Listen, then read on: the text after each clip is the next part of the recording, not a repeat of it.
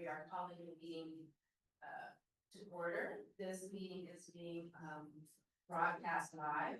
The audio for this meeting will be broadcast and can be heard by calling telephone number #1-669-254-5252, using meeting ID number 161-867-2971. Press pound and then press pound again when prompted for participation ID. There's a Zoom link on our website.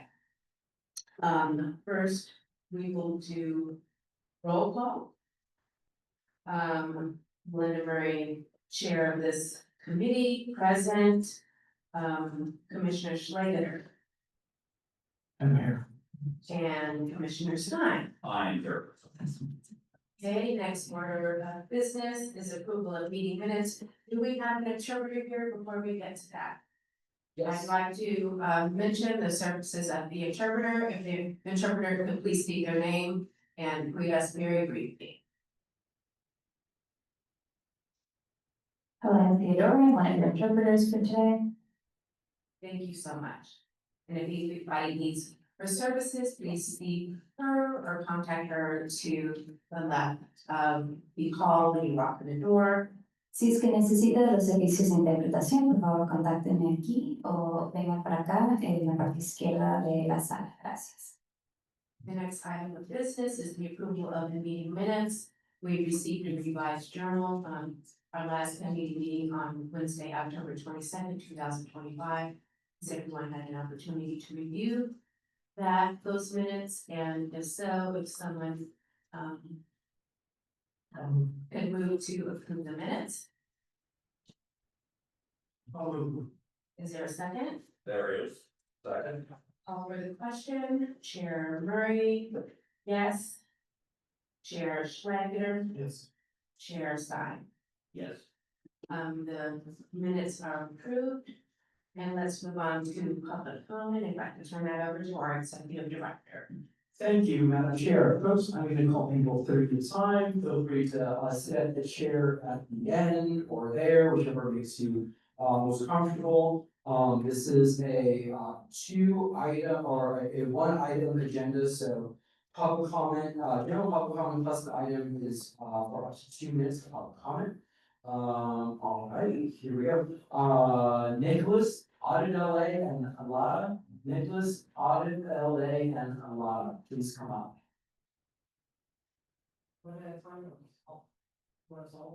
Yeah, just be ready, perfect. And 1 or 2 minutes. Oh, I'm first. Oh, wow. There you too. Alrighty, and start. Good afternoon, commissioners, and thank you for the opportunity to speak. My name is Nick Funo, and I'm founder of Livable Advanced LA. Our focus is simple, a city that can grow, build, and plan with clarity. LA is one of the only major cities in the country where core planning tools, including FAR and other density and height parameters, are embedded in the charter rather than in ordinance. This structure slows our ability to respond to changing needs, evolving technology, and regional housing demands.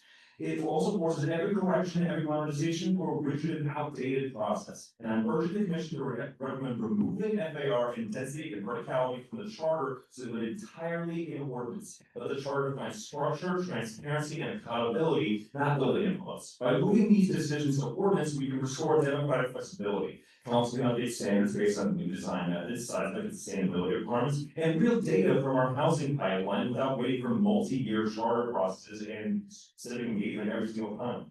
Second, we need a modern capital planning article. Los Angeles currently lacks a unified mandatory multi-year capital improvement plan with clear milestones, outcome metrics, and annual progress tracking. Our planning, transportation, public works, and sanitation department should operate from one synchronized capital forecast updated each year, with the council required to adopt it on a rolling 5-year basis. This gives residents transparency, it gives you predictability, and gives investors and builders the certainty they need to deliver high-quality projects within eligibility limits. Third, we should require proactive infrastructure capacity tied to zoning updates. When we upzone, which we must to meet our plan goals, we should offer mature utility assessments, transport planning, and right-of-way upgrades so growth is massive infrastructure, not waiting project. Finally, I encourage the commission to establish a clear line of authority on planning bodies. The city planning commission and area planning commission should be decision-making bodies with defined scopes, while council rules to say legislative, with 2.5 being clear veto authority, not modification authority. This reduces politicization and improves the rebuttal.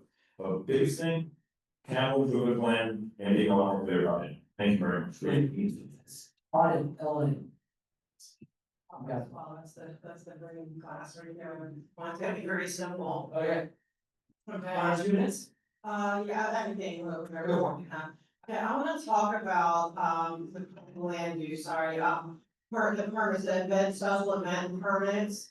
That right now, you can get an endless supply of them, there's no limits. The same, like entities like Scientology shutting down the street they were doing that for maybe 8 months out of the year, they can get endless permits. I'm asking you to put it in limits for special event permits. And fines if they do not abide, because they have never once abided by any permit they've ever been given. That since I was tracking for almost 2 years. And then there needs to be real fines, and because our city's kind of broke right now anyway, right, you need money. Well, here you go, when you're not doing it on the right time, or if you're not abiding by it, you're found. Have consequences and real fines and enforcing them, nothing's enforced. And nobody knows what the other person's doing, like, you have so many hands in every, event permit situation, but no one knows what the other people are doing. And it's so confusing, but it's horrible for the neighborhoods, because as neighbors, nobody, like, there's violation after violation after violation. And there's no enforcement, because the police will say, oh, that's that permit, the permit will say expired, it's so convoluted that you need to make real structure and make very real limits, like, I mean, do you want your whole street shut down for 8 months out of the year? For bogus recruiting permits into a cult? No, I don't either. So, it's limits, and also to make sure that. One thing you don't make clear, like, say they have a R permit, and it's supposed to be revocable. And you come for a year discussing and proving that there's an issue, or proving that the street is not, no parking. There's nobody to say, okay, we're gonna fix this, like, there's no accountability, everyone passes the buck. Can you please put clear for every department, who does what, and that everyone knows what everyone's job is. 2 minutes. Thank you. Alrighty, after, Laura is next, after Laura is gonna be Rob and Azim. Alright, 1 or 2 minutes. Just 1 minute public comment, I want to attach what, she was just talking about, I was a child born and raised in Scientology. As a member, I knew nothing about the city and how it worked or run, specifically because Scientology doesn't allow you to report crimes and illegal things happening inside to the outside. It's against their policy written by L. Ron Hubbard. So as a child who's now almost 40, coming out of a structure that has been and is still infiltrated by Scientology, the city is now allowing this human trafficking, this child abuse, elderly abuse. They don't believe in medical or psychiatric care. So of course you should know how they're treating their internal elderly members who are working on these permits. These permits that Scientology keeps getting on L. Ron Hubbard Way, which should be turned back to North Berendo Street, they use as recruitment tools, literally and only. They don't pay any taxes to the city. They use their drug programs and narconon, all these programs to infiltrate people just to get them into Scientology. This isn't about anything else other than recruitment into Scientology. Scientology is a menace, a cancer to society. It doesn't give any help in the proper direction that it should, and it uses the public permits, any kind of permits, closing down out on Hubbard Way, things like that, to recruit and make money off of the city. They use their PR, they use the city, oh, come onto our street and have your event. But the moment somebody else wants to do it, that is not has anything to do with Scientology, they say no. So there's a very specific thing. Scientology doesn't own L. Ron Hubbard Way. It's disgusting that they even put a cult leader who has abused and came up with a method of abusing an organization so deeply as the name of the street. Please revoke that name. Get rid of there's a revocable permit. Please look at it, investigate it. They haven't been paying insurance at all for fucking 10 years.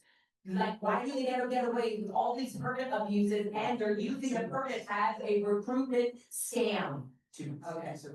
Thank you so much. Rob, then Azim. 1 or 2 minutes? 2 minutes, if you can give me 30 seconds as a. Perfect, okay. Wanted to just pick up on where you guys left off talking about what needs to be in the charter and what should be in there in the ordinance and. I'm really not somebody that likes having. Conversations about things unrelated to the charter and the charter reform commission. However, I do think we need to also consider. Why the council hasn't acted on some of these things that can be in ordinance. That is a really big thing to consider, just because you leave it to the council doesn't mean they're actually gonna take it up. So if we're envisioning how public works should function. We should be conscientious of what we put out there as solutions. As far as whether you keep public works, what you do there, one thing you should think about is maybe you should expand it. Maybe we should have a couple people that are not appointed by the mayor, maybe they're not full-time employees, just to get diversity voice there. Maybe we should mix up planning a little bit as well, as much as Karen Bass and her staff don't really like those ideas. I think that's a healthy thing to incorporate. I don't know if you saw Councilmember Blumenfield's letter he sent last week, but it included this little note. I am worried by what I see as a non-unified scattered method of deciding what should be deliberated on. And I was hoping we were gonna fix this 3 weeks ago when we had a meeting with the full commission. Unfortunately, we weren't able to get everybody there due to scheduling issues, but we had zero budget transparency. It's been 6 weeks total, 30 seconds, zero budget transparency. We're delaying the full meeting, the full commission deliberating. This isn't a way to decide policy. You 3 people, I think you're very smart, capable, but we don't represent the full commission. We need to get this full commission meeting together and actually deliberating as a collective. You will find it extremely challenging going through here. All of the other committees will as well. So I don't know what you got to do about it. I can't do. You might need to change who's staffing this thing, who's chairing this commission, because it's not getting fixed. And And if we're not gonna fix it, we should the just thing hold is, on I'm to still full finishing commission. in 2 minutes. This is a finish on the change. Who's the thief? Go ahead, come on up. 1 or 2 minutes? 2 minutes, and after this, we're gonna flip to virtual public comment, alright? Good afternoon, commissioners. My name is Steve Allen. I am the executive director of the Housing LA, Pro Housing Advocacy Organization based in downtown Los Angeles. We are in a housing crisis. Over 43,000 people are on our streets every night, and the city needs over 450,000 units to keep up with housing demand. The truth is this: the current charter is an impediment and has entrenched a political and discretionary land use system that contributes to housing scarcity and delays urgent needed projects. AHLA was glad to present to this commission earlier this year and send a follow-up letter with a series of recommendations for reform. Firstly, we must depoliticize our land use decisions by eliminating section 245E, moving land use and appeals decisions to CPC as the maximum highest body, and mandate that all projects of under 100 units be approved ministerially. Second, we must ensure better planning outcomes. We support establishing a fair share or mini-MENA requirement for all community plans to ensure housing supply is equitably distributed across the city. Require that the zoning code provides sufficient base zoning to meet our housing needs. Reducing the number of community plans and requiring general plan community plan updating at least every 20 years. Next, we support streamlining city resources for housing. We request that the commission consider requiring periodic assessments of all city land used for housing. And giving the housing department the authority to identify city land that could be used for housing, as well as the authority to manage and develop that construction, and the authority to execute and fund all projects. Lastly, while it is not the development planning and housing, we just want to express our support for an expanded city council as you consider your recommendations, as well as the rebalancing of power between the mayor and the council to ensure that the mayor has the sufficient authority to exercise that decision's executive functions. Thank you very much. Thank you. Alrighty, and as promised, at city council, city hall meetings of the commission and committees, we will be able to do virtual public comments. We have hybrid public comment now. I'm gonna let Kate come over and take it.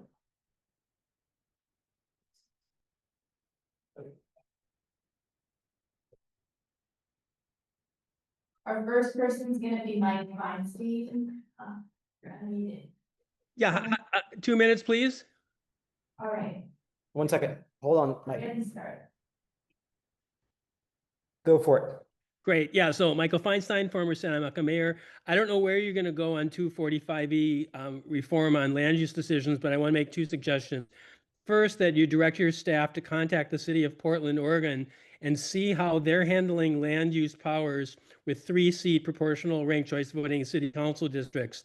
My understanding is that they're having a single office for all 3 council members for pothole type services rather than having 3 separate ones and all the requests go in there. But I'm not sure entirely how the other powers are exercised, and your staff can probably get a good presentation from the people in Portland. And certainly decentralizing power with all the corruption issues we've heard with the council, decentralized land use power over 3 people could be a benefit. The second thing is, rather than you making some great suggestions and having the council entirely let them down a priori, I'd like to see you ask all council offices to send what they think is the answer to the concentration of power, the corruption scandals, et cetera, around land use choices, and have either their staff send something or come and speak to your committee on its own and give their alternatives on how to handle this issue.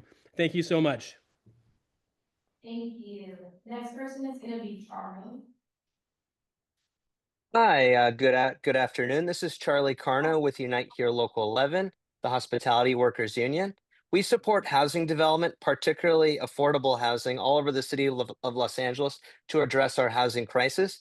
However, we believe that our elected officials must retain their land use authority over commercial development in both adjudicatory decisions, i.e. Appeals, and other quasi-judicial decisions, as well as important decisions over general plan amendments. We also believe elected officials must retain the authority they have over the city's use of public land, as well as planning decisions made on that public land, including the harbor department and all other proprietary departments. So as this process moves forward, please make sure the voices of the public can still be heard in development in our city. Thank you very much. Thank you. Okay, next person is gonna be Brendan. Brendan, you're unmuted. How much time would you like? 2 minutes, please. All right, starting now. Yeah, good afternoon, commissioners. My name is Brendan Fisher, and I am a volunteer with LA Ford, currently leading a volunteer group specifically focused on the capital improvement program. Within this volunteer group, we think we see what an amazing opportunity the CIP presents to raise the standard of living across the city. But at the same time, we have concerns that the city itself is simply not taking it as seriously as it needs to. So in addition to mandating that a 5 to 10-year CIP with frequent reviews is mandated within the charter, we would also like to emphasize that we think that the CIP needs to be administered by a single chief of infrastructure or something along those lines, a single executive.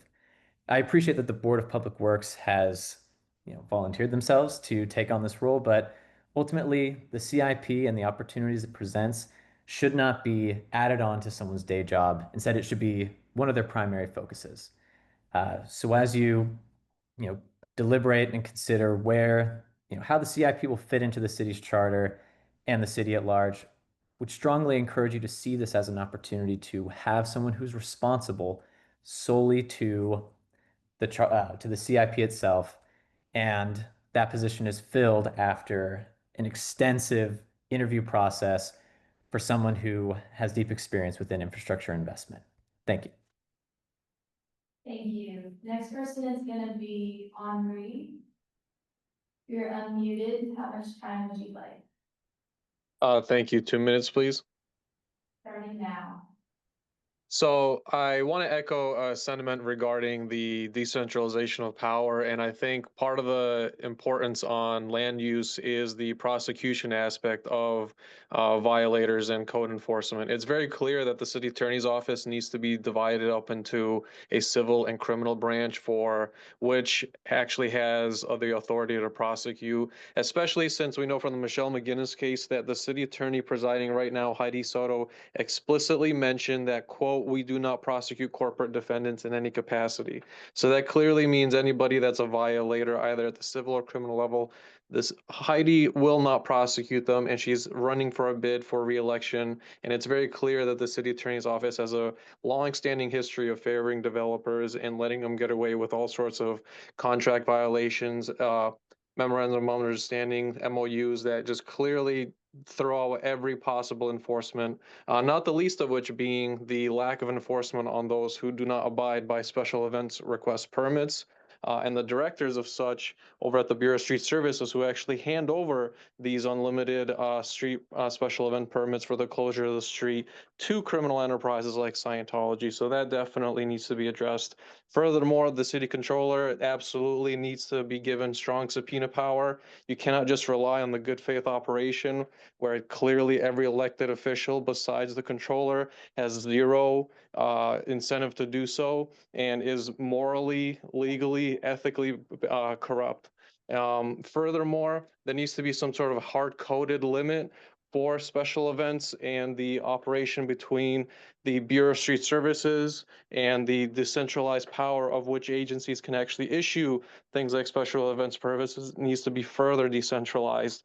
It's very clear that many of the other commenters have a better pulse on the city than many of the people within the city that are elected and appointed. You should hear these and take these comments. The next person is gonna be Barbara. Barbara, you're gonna unmute, please. Oh, thank you very much. Barbara? 2 minutes, please. Yes, I would like to speak in opposition to many of the points raised by abundant housing representatives. As a longtime land use chair at a neighborhood council, I know that community plans are very important.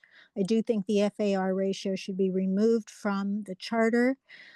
Project review by communities is an incredible, valuable piece of the city's planning process.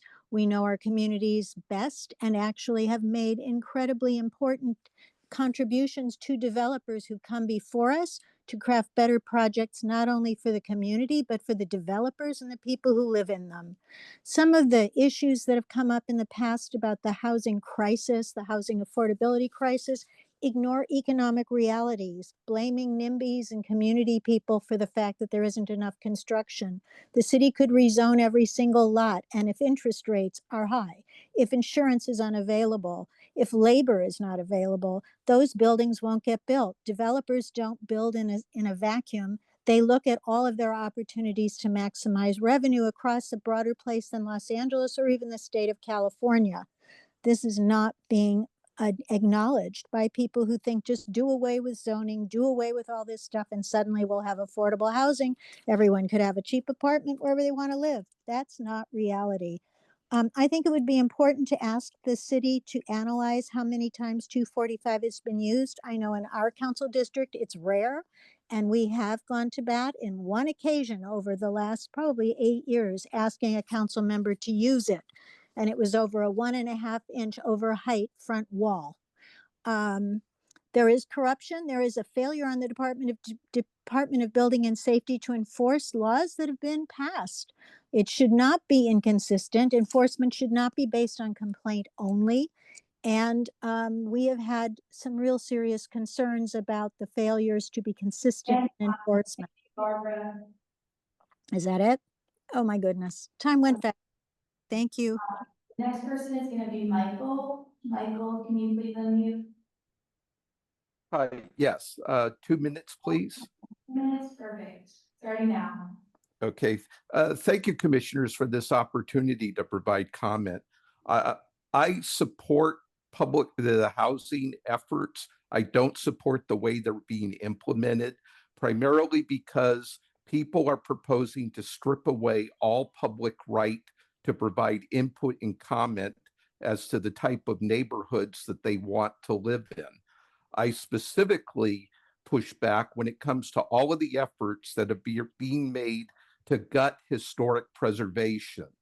I have published research that basically shows that the number of housing developments that are impacted by the HCM program is about 0.5%.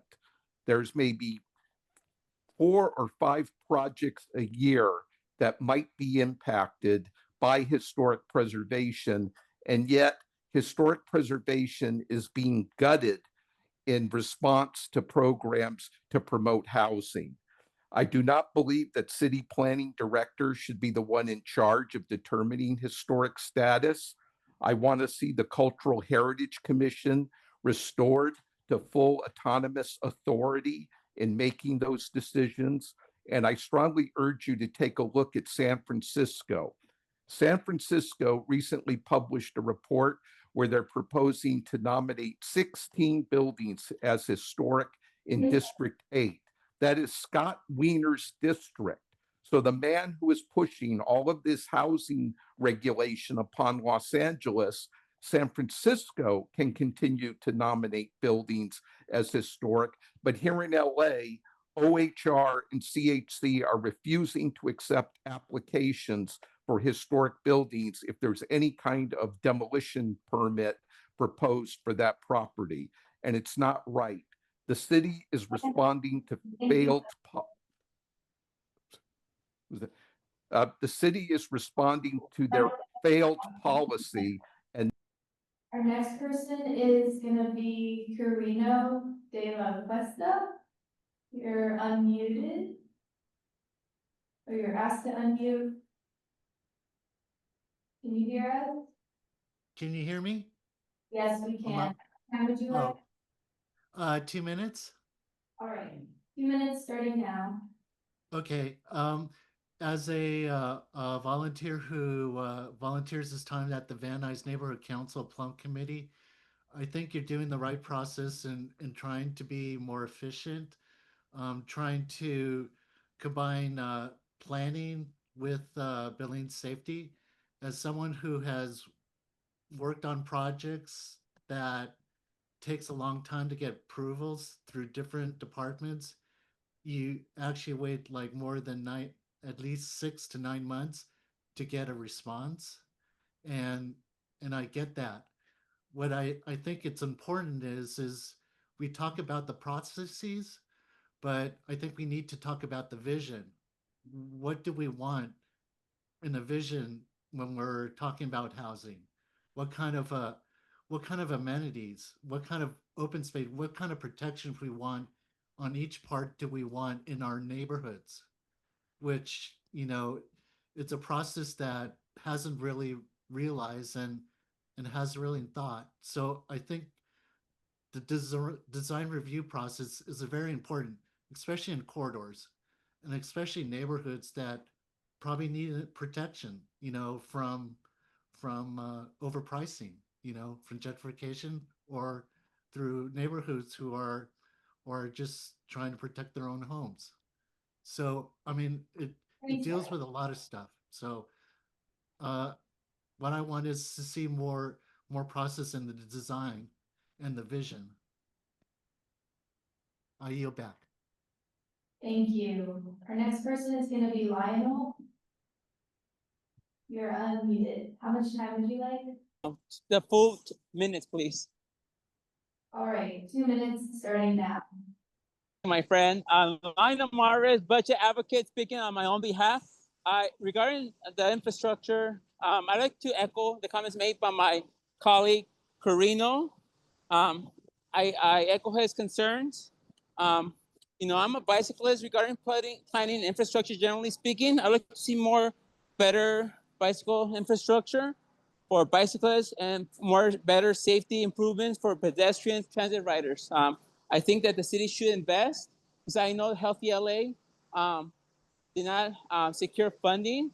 And I think that it's very important for us to focus on making LA safer for everyone, transit riders, pedestrians, seniors, children, bicyclists, and that we have to make these reforms ASAP. Thank you for your time. Thank you. The next person is gonna be Sheeta Ashley. Yes, thank you. This is Shada Ashley from Century Glen HOA. I echo some of the sentiments that my colleague made about as much as we can upzone parcels, you cannot provide financing. If you cannot provide financing for whatever project, builders are not going to build. So that being said, I also believe that the planning commission should be comprised of professionals, not average citizens who have no experience. The planning commission has to be members that have a professional experience in architecture, landscape, planning, engineering, land use law, all of that. Sometimes these commissioners are being picked without any experience, and they make the wrong decisions and subject the rest of the city to bad projects that we cannot stop. Secondly, building and safety. We've talked about it over and over again, and it keeps coming up in the news. They have unclean hands. They, no matter what we plan, if when it gets to building and safety is the only department in the whole city that has the power to enforce laws. Nobody else, not even the city attorney, has the power to enforce land use laws. Building and safety does. So I urge this commission to please make some oversight committees over building and safety. Thank you. All right, and our last person is gonna be Frank. Frank, if you're there, you can unmute. How much time would you like? 2 minutes, please. All right, 2 minutes, starting now. Good afternoon, commissioners. Thank you for the opportunity to participate here. I'm a resident of Van Nuys and applicant of a recently designated HCM, the William Valentine Birdhouse Apartments here in Van Nuys. And I wanted to comment on, in regards to the charter reform and the process that we're facing here, which is going to be going on for a while. And Vince Bertoni, the director of city planning, absolutely laughable letter that he sent to you guys in regards to basically stripping the CHC and just about anybody of any say in regards to the historic designation process in our city, and having it all go to city planning and Mr. Bertoni. And I think that is probably the worst thing anybody could think of to do, as I have been through the hell of designating this historic monument, and every step of the way had to encounter the absolute unwillingness of city planning, OHR, and NOHR to even comply with laws and ordinances in existence, and rather issuing absolutely ridiculous, preposterous memos as to how they interpret things and not follow the law, but simply going by whatever policy they cook up and whatever interpretation they find they want to go with. So to abolish the CDC and public say and give all the power to city planning it's like hiring Charles Manson to be a babysitter. It's probably the worst thing you can do. So I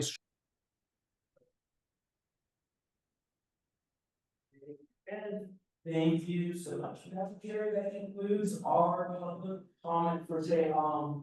Was there anyone left? Actually, sorry, I was just this. Was there anybody left in the audience? Yes, I think we public comment today. Thank you. And is there any comment from neighborhood council, any community impact statements? Seeing none, let's go into the substance of what we're here to talk about today. I want to thank everybody for coming, and I want to thank our special guest from the Department of Planning who's here. Next, are we going to be having a presentation? Sure, actually, let me just read the item into, and then we can start discussion. Item number 1, discussion relative to potential funding and infrastructure related to charter amendments, including but not limited to issues related to current city charter provisions and related policies governing the planning, delivery, and oversight of Los Angeles' physical infrastructure and capital improvement program, land use, decision-making structure, and governance, and possible action regarding related report back requests and related matters. Madam Chair, so what we have presented back to this commission is basically the same staff report that you all got a chance to have a discussion about last month, right? Yes, last month. And what we've done with the report is you'll see you'll see highlighted throughout it basically the changes that were made, either based on just, you know, some of the discussion that happened during that meeting, and also feedback we got from individuals that and departments that contributed to this report, so it's corrections, additional citations, the group saying, oh, I actually supported this, but didn't support that. Those are mainly the changes to this document that is basically the same thing that we went over at our last committee meeting. So you'll see all those changes in highlight how it was felt. Today, I think our goal is to kind of go a little more methodically through this. And I think a good place to start as with a broader show as we talk about the planning aspects of it, is to go over the sections of this that relate specifically to planning. We have staff members from the planning department. Thank you very much for coming.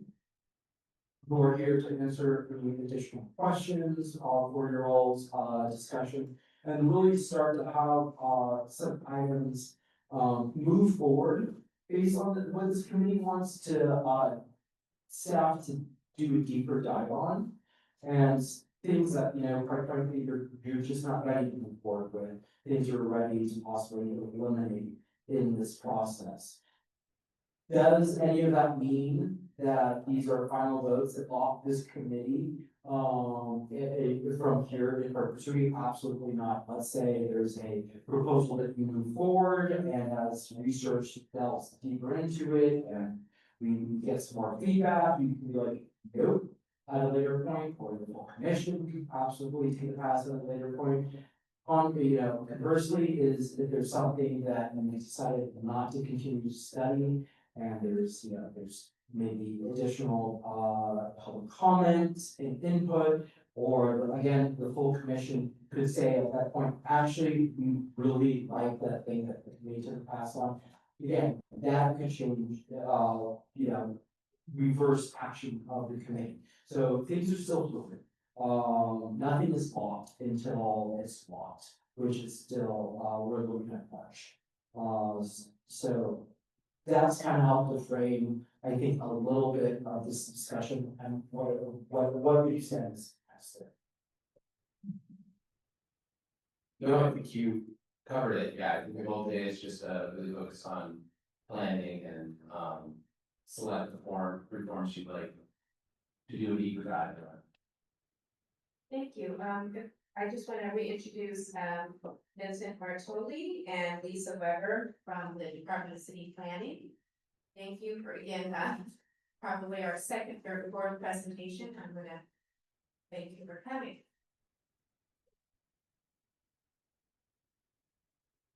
So I have a couple of nuts and bolts questions based upon our deliberations at our last hearing.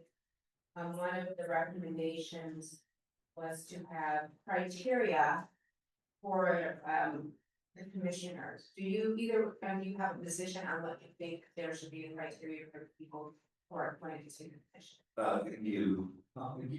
The Mr. Dunn, Director of Planning, with you, Deputy Director Lisa Weber, who's also times who has experience in wide variety of department in addition to community planning. So I believe there, and I will just about this in my comments, which is something that will be, or some of my answers, if you will be part of the things that we hear all the time. It's important piece of it as a commission, what needs to be in the charter of the ordinances in the municipal code.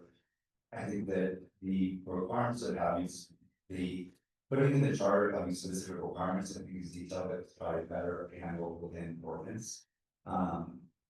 Just given the nature of shifting needs on a commission, in terms of having expertise, we could actually learn as we go through that maybe we want to move around expertise to have better representation of the commission have that flexibility of work, so. Thank you. And Madam Chair, it might to help guide discussion, if you want to turn to page 3, where we, on the chart, where we have laid out, sections of planning, if you want to methodically go through the planning sections. And go take questions there, take, Okay. and give direction there. That's what question I was just issued. Thank you, get that out. So if I can have my fellow commissioners get to page 3. Since today we're all about the planning. If you could discuss, and I'll get over the questions.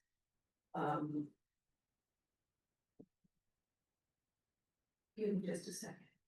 Sure, I'm happy, just for, the folks listening and, those who don't want to report, look in front of them. The plan section, A is, we have, reform the planning and land use appeals process. In A, we have 1, 2, 3, and 4. And we can, go down the list of 1, 2, 3, 4. 4 being their change, and 1, 2, and 3 are options for change. Thank you.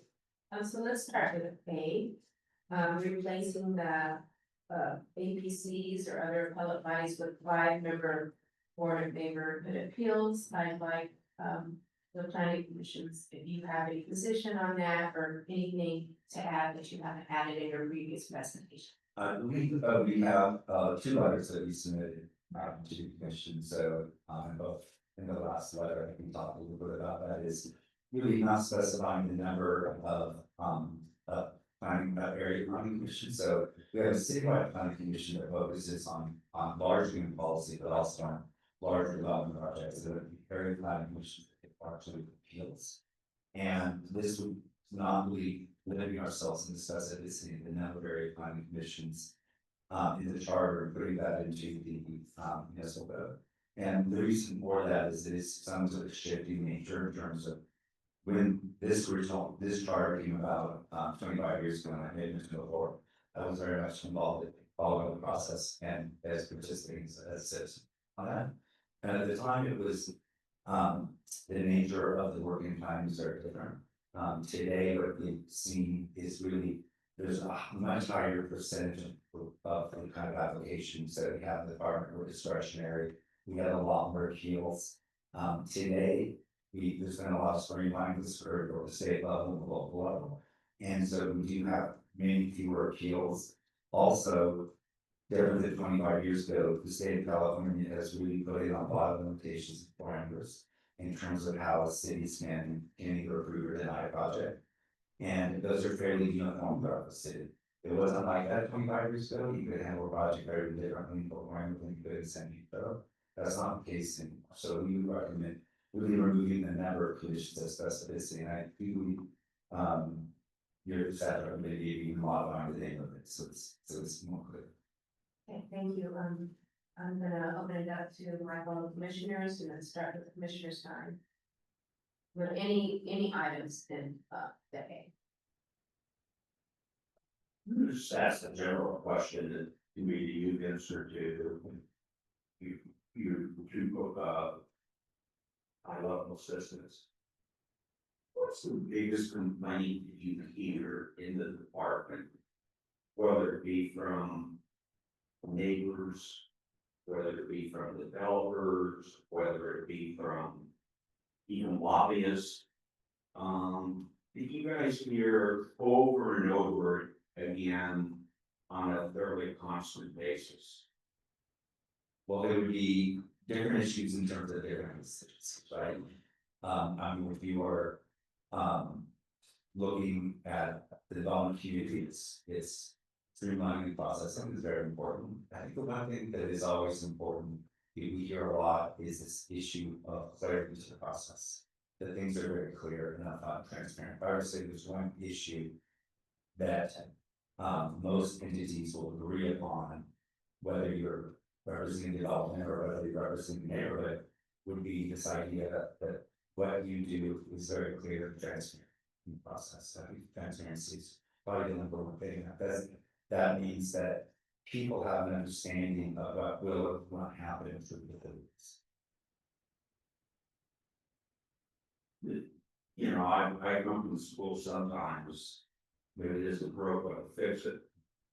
The BCA always seemed important, and I know that in 1999, we basically replaced the BCA with area planning commissions. So now we might call it Board of Neighborhood Appeals, which in some ways I'd rather be labeled a little different, that it's not just the neighborhood that's appealing, because obviously the landowner can appeal, the developer can appeal.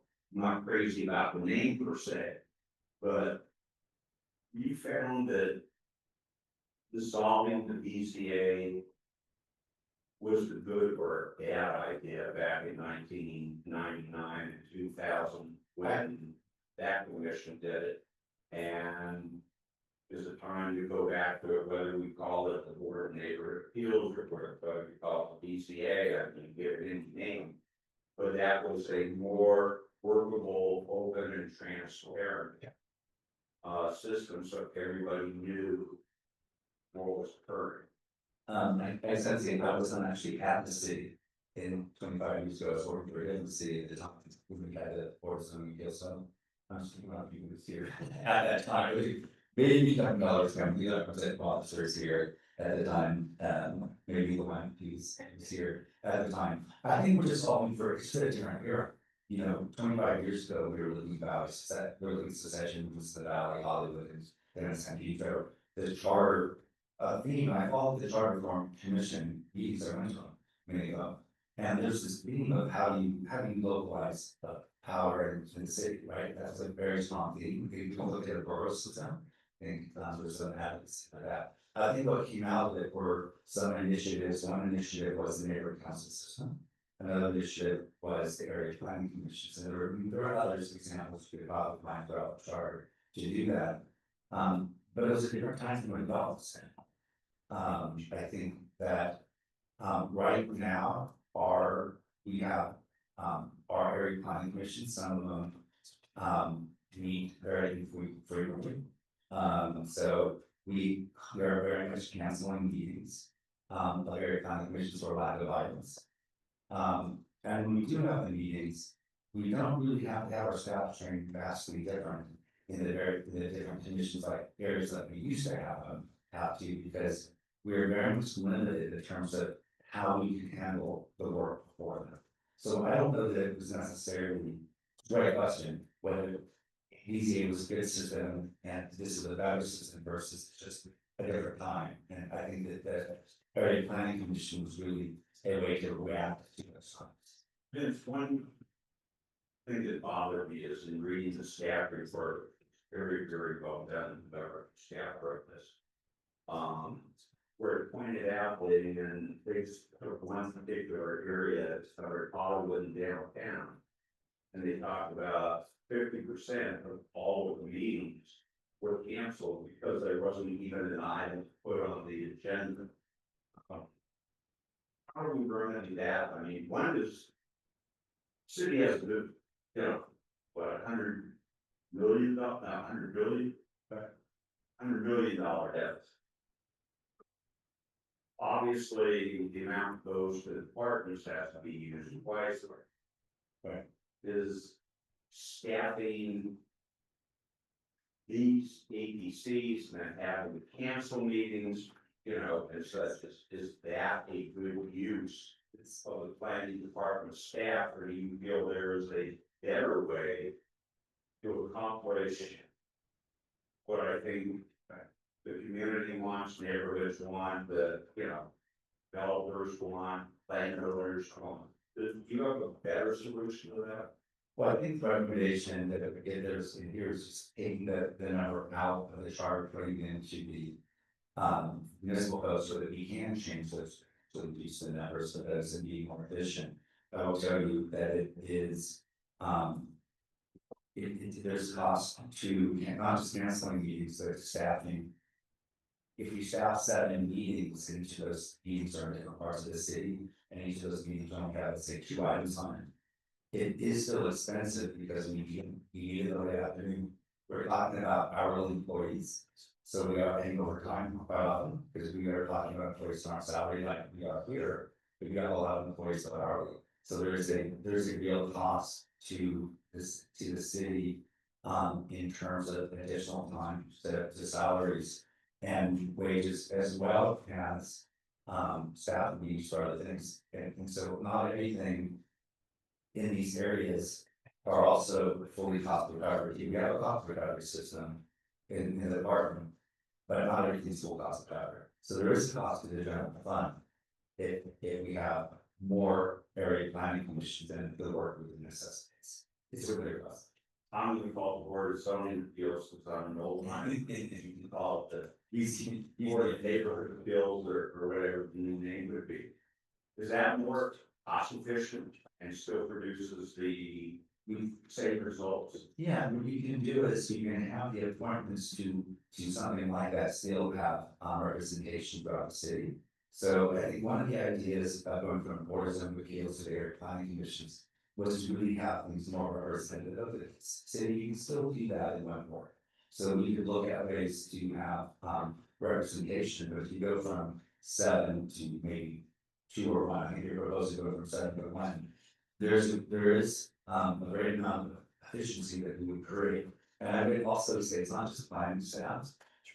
Each of the commissions has an attorney that has to be there too. And no more expensive than hires everything. And so there is a greater cost to all of this. Possible to quantify that at all, or? Yeah.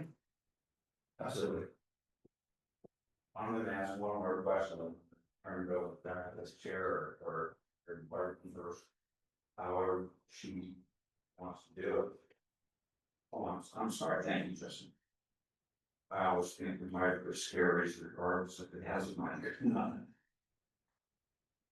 What's your opinion of de novo on, again, whether you call it the area planning commission or whether you call it BZA or whether you call it the new neighborhood appeals, whatever it could be?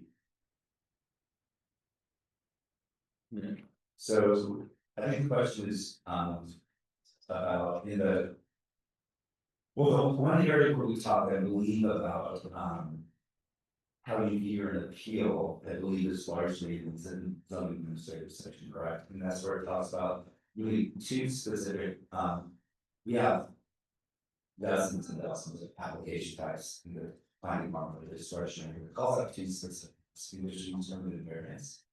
And it puts in the exact findings that we need in the city charter, as well as it talks about the standard of review as a urban use standard, which is a very high level to overturn. The rest of it all, we've moved away from the department as far as our new process procedures ordinance that was put into effect in the last few years. We really move away from area reviews to and that allows us everyone a little bit more flexibility if something happens at the original decision maker to make a different decision at a higher level. We believe, and one of our recommendations appears to remove some of that specificity from the charter in allowing the municipal code to handle it. So the specificity of the issue of whether or not we have area reviews as the finding, as well as the listed findings you suggest will come out of the charter and go into ordinance. One last question, they do that by ordinance, or is that something we need to do by charter, choose it? By ordinance, that almost all, it's rare that you have findings in a charter like this. We're very unusual that way. I work for other charter cities and there's no findings. Thank you. Okay, thank you, Commissioner Khan. Now I'm gonna open it up to Commissioner Snyder. Thank you. And thank you for being here and kind of sharing your brains with us. So first and foremost, my common theme here is that I want to enable city and its departments and its policymakers to be more responsive and more agile to meet community demand. And for that reason, I support the reduction that you proposed, though I might even suggest that we could start that at 0 and essentially eliminate the concept from the charter. I don't believe that we need to establish this concept in the charter, and if the planning department and the policymakers in the city deem it valuable to have a neighborhood commission type structure intended to provide closer neighborhood input into the processes, then you could structure it as a commission, you could structure it as an outreach plan. So in my opinion, if our objective is to make the planning decisions more accessible to the public, then we should be doing that.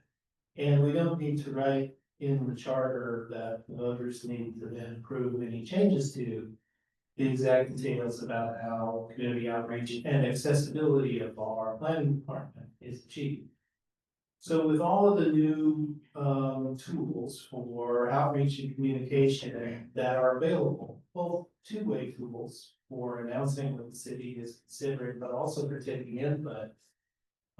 Since 1999, we've had a lot of development in that regard.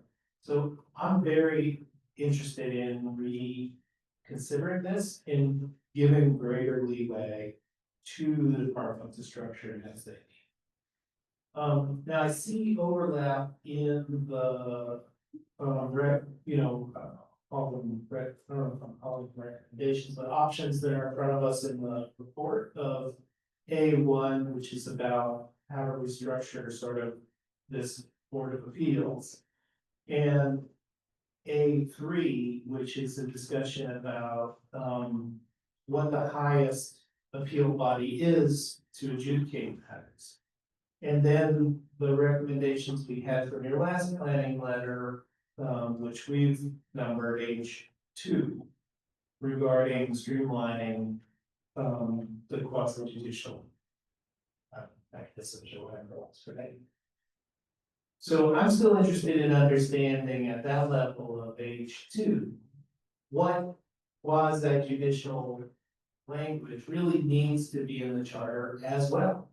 I mean, you have suggested in your letter that for the purpose that you opened up with of clarity, that we would articulate, the different quasi judicial actions that come through you and therefore assign them to a body. And again, I'm just not sure that that is what the charter should be doing. And I think you as a department should be able to identify what's the appropriate body here that's going to serve the need. So that's my overarching approach to this. And I would like, when staff is bringing back the more refined recommendations, and I think you're hearing there's interest in A1 here of really helping us refine what the area planning commissions are, for what purpose they're trying to serve, and what's the best way to then give the city the ability to respond. And so I just want to also make sure that of those recommendations, eliminating things from the charter is also an approach we can take. But I am interested, as you hear me say that, whether you have a response, you'll bear with me, Chair, that jumps down to H2 about, these quasi-judicial processes beyond just the appellate structure here.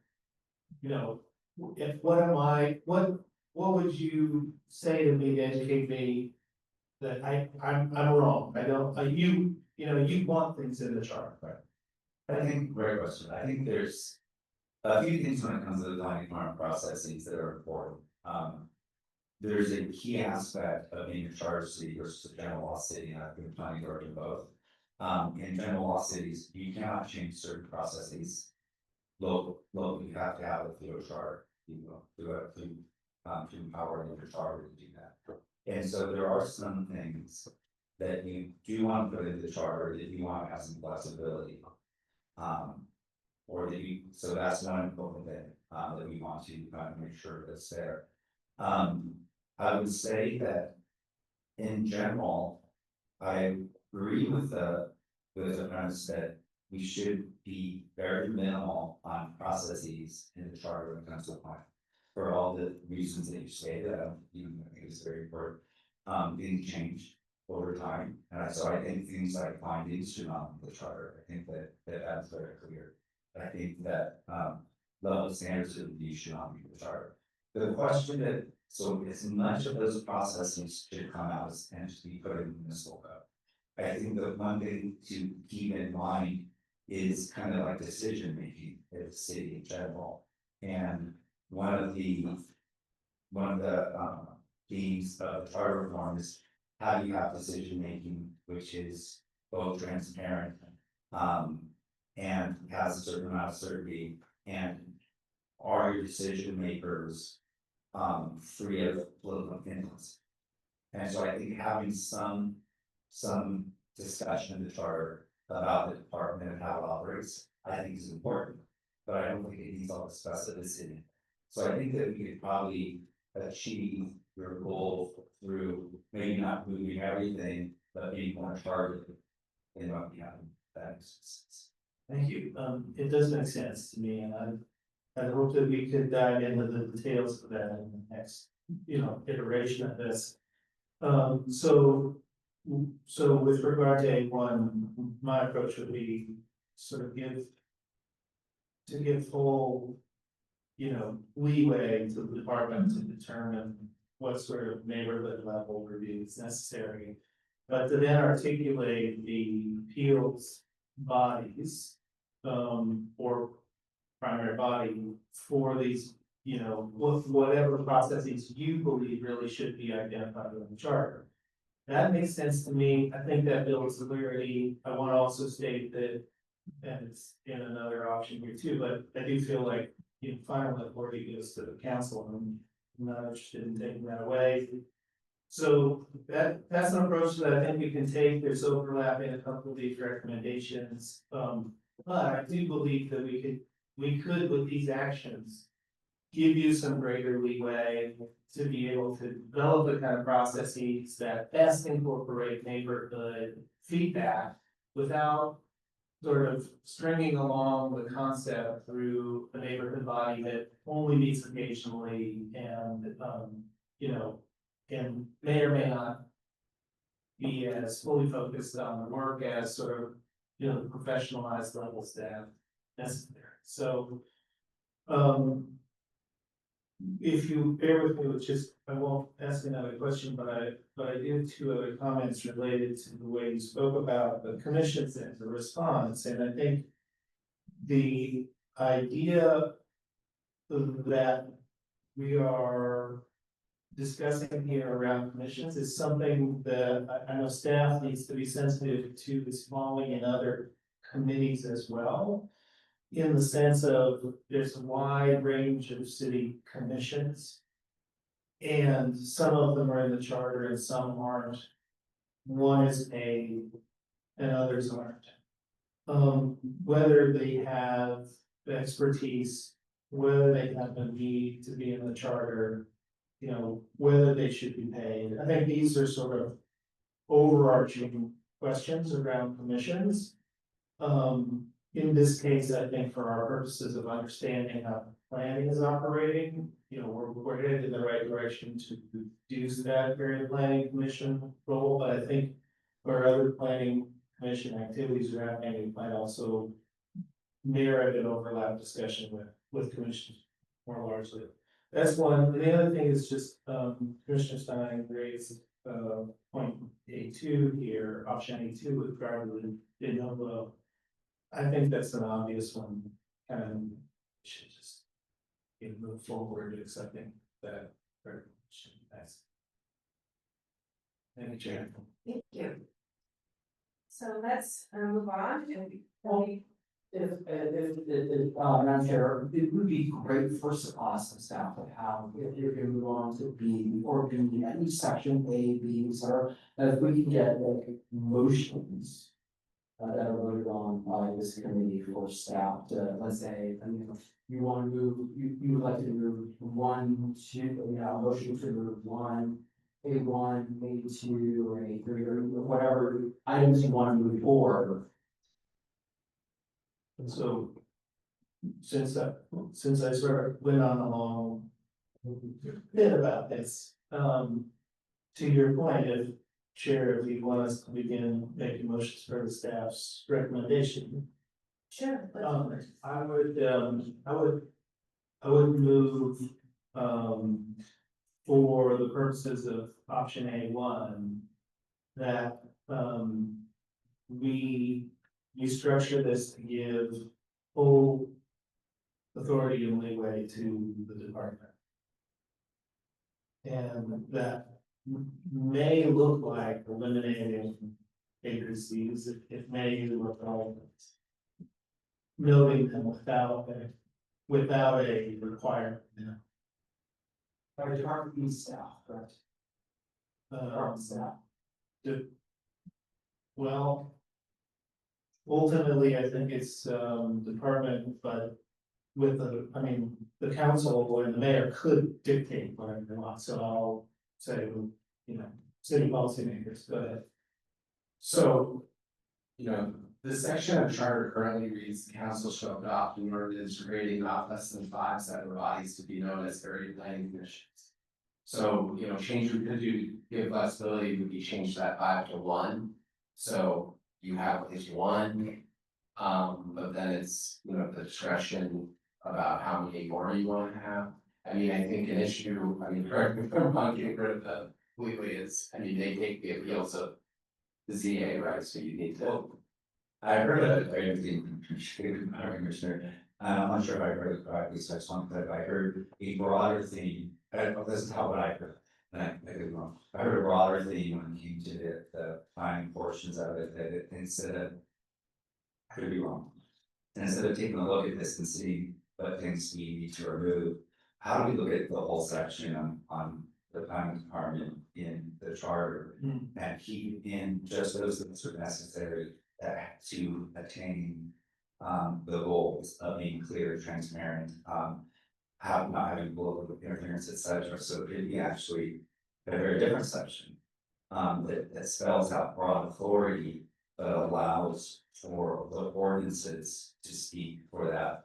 And I think what we would have to do is, and do that, it's almost like if you do budgeting, zero-based budgeting, because have you ever done that in the past? You started zeroing out and adding everything you really, you don't get last year's budget, that's your starting point. You get 0 to start with, you build up from that. Like the zero-based budgeting approach to this, maintaining what the goals are, that you stated.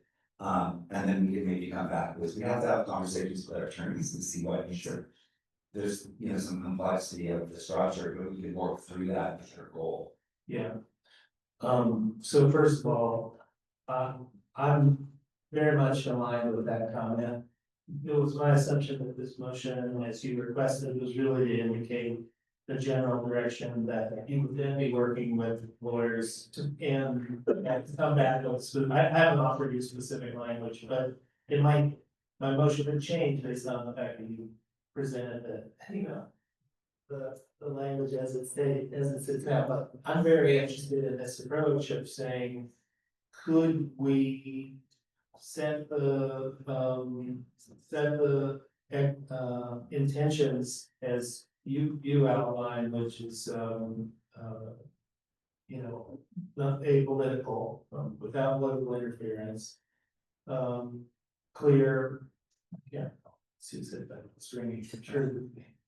And building up, the one section of this is the responsibility and the pathway responsibility, right? So which bodies are responsible for what within the chart within this department? That, and toward Mr. Tony's point, as the department is, deems necessary, right, as it relates to children. How would we work with that suggestion, but also I'm not dictating that. I want the chair and my fellow commissioner to indicate, which approach they would. So you're not quite making a motion. No, I did have a motion, but it opened up the fact that maybe motion by motion might not exactly work in this structure. You could, if, for, what most weeks, example here is zero, starting with zero, is that you could, direct us to start at zero. And you rewrite the section from there, or the legislature. The little bit terror on his face right now. But I think that's something we're gonna have to put in the charter by state law. Yeah, absolutely. And And also- we've been working extensively with planning department, city attorneys and others throughout City Hall on whatever motion is put forward on these forms. So just to clarify, you guys mentioned that you didn't wanna limit the number, you didn't wanna have, we could be at 0 or 15 or 20. I think your recommendation is that there be flexibility as far as the number of those appellate bodies. Is that correct? Right. Am I understanding you correctly? And, also as to, the de novo process, you thought that should be regulated by ordinance and not charter. Is that correct? I think the last part of the question. As far as the de novo appeals, that part, Right.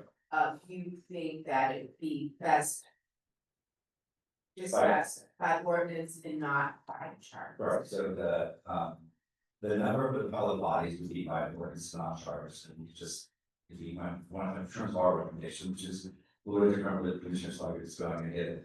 But for our recommendation, it would be, if the appellate bodies just would not meet, the number would not meet the charter, city council established by ordinance. Also the de novo appeals would just be, the fact that appeals would be de novo, just take that out of the charter and allow it, and that's what I think that's for everything else. So I think to accomplish those goals well, on staff side, we would just need a motion to move forward with A1 and A2. At this time, and not to move forward necessarily with 3. Yeah, and we can take into consideration, those additional instructions, or that can be a separate motion, like to add. Or to have us to look into, what Commissioner Schlager just suggested.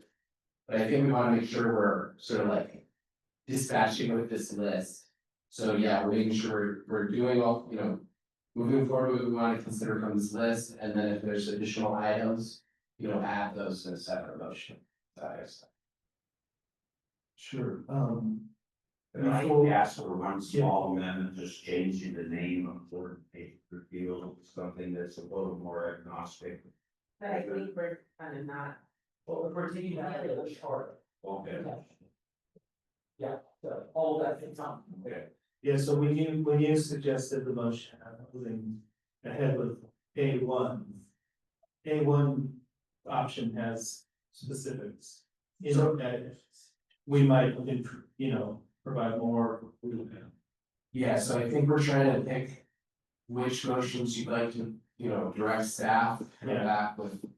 That you wanna consider further. I see. So, pick them and then I think.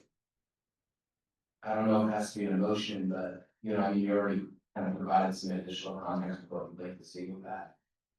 And then, Commissioner Stein's going about the name, so I don't know.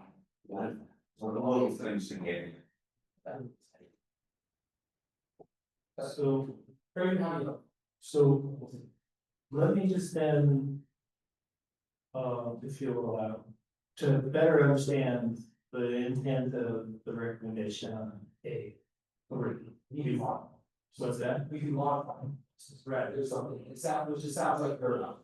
Well, no, I just was just having, trouble tracking the role of the agencies with this recommendation on A3 and the recommendation under H2 of who's doing what, right? So is there an objective in A3 that I'm not understanding?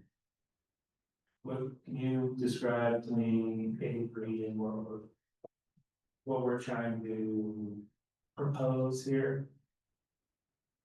And Because is it simply that there are appeals going to different bodies and we're trying to centralize appeals in a singular body? So, I mean, from my understanding, the intent of that one is basically you'd be removing council from the process. So the council would essentially be, you know, their role in terms of planning would be making like high level policy decisions as opposed to like project by project. Okay. So, I mean, there's.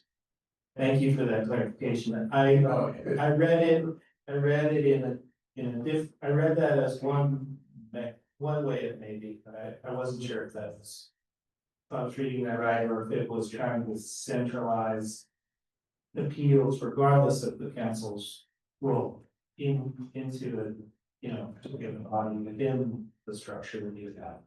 So then what I'm hearing is the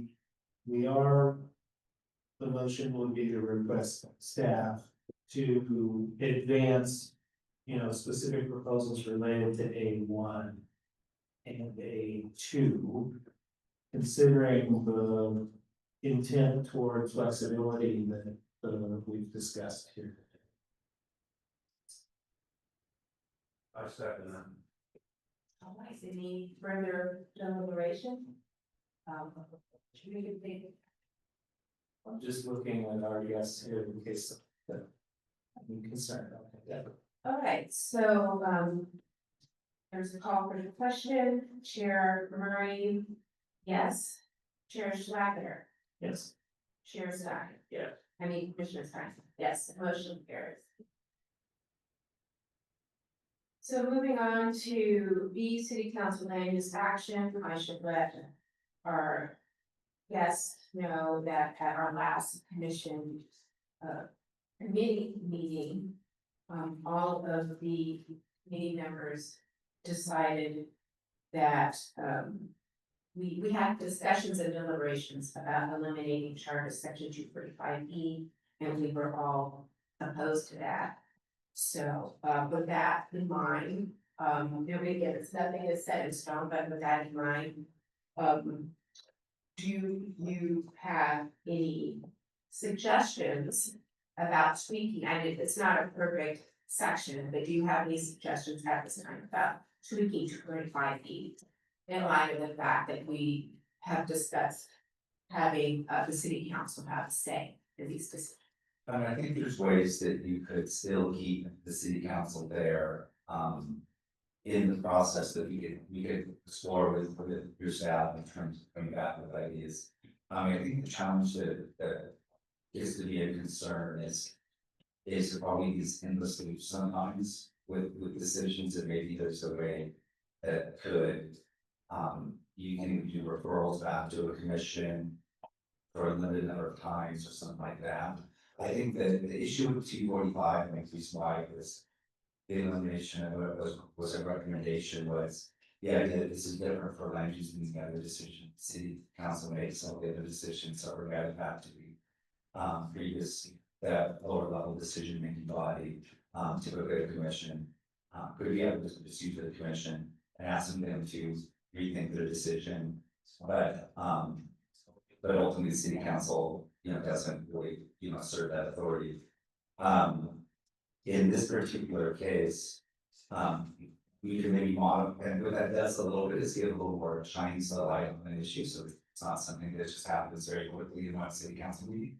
So there could be some maybe having maybe able to just be months or something like that, and then the city council asserts jurisdiction. It's one of those things that really is there for just more of a having shine with the light of the issue, but that would just be my recommendation. But we can explore something else. I mean, if the commission's recommendation is keeping it, that's the commission's recommendation, that's fine. But we know it's not a perfect, because as we know, we're all here because of different mouthpieces on the part of Yeah. past council members, so we were very aware of that as well. So there's, there's potentially a new draft that could be as part of that, so with that. Along those lines, and this is something that's been discussed previously about time limits and the ordinance either being, the vote or the issue either being completely resolved or not resolved at all. Which gets us to the next part, two, which is codified time limit for all city council land use actions in the city charter. And automatically deem actions approved if council fails to act. I'll just to circle back, on one, if you could, there could be a motion to direct staff to research in full arm, but retain the 245. If that's what, it sounded like a discussion. That's why it's still looking for it.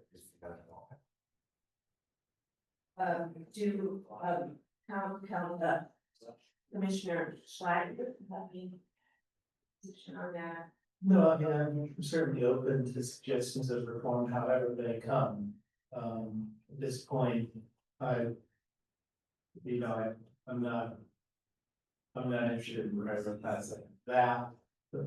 That doesn't mean I'm not interested in hearing what a reform idea is, but I know even we're only a B here, I know we're gonna deliver a bunch of requests to the staff, so again, I'm open to it, but that's not where I would want, I just got the direction was. Thank you. Well, it's just I have questions under B for B2 and B3. Let's start with B2 if we could. This is basically directing city council that they must act within a year once it comes to, it's, I believe, 120-day extensions that the language. You're looking for fire, maybe I read it wrong somewhere, but. So we're all hearing the phone ring, trying to figure out if it's ours. I already checked mine and listened by it. Am I correct on that? Because I thought I read in a couple of places in the staff report, or a confusion, it was something else in the staff report, but it talked about council has the right for 120-day extensions, which is the equivalency of the year. Greg was planning stuff. I think we want to look back at the commission's staff report to more fully understand that the planning's recommendation on this topic was much more narrow. And it's speaking to the approval process for general plan amendments, city initiated general plan.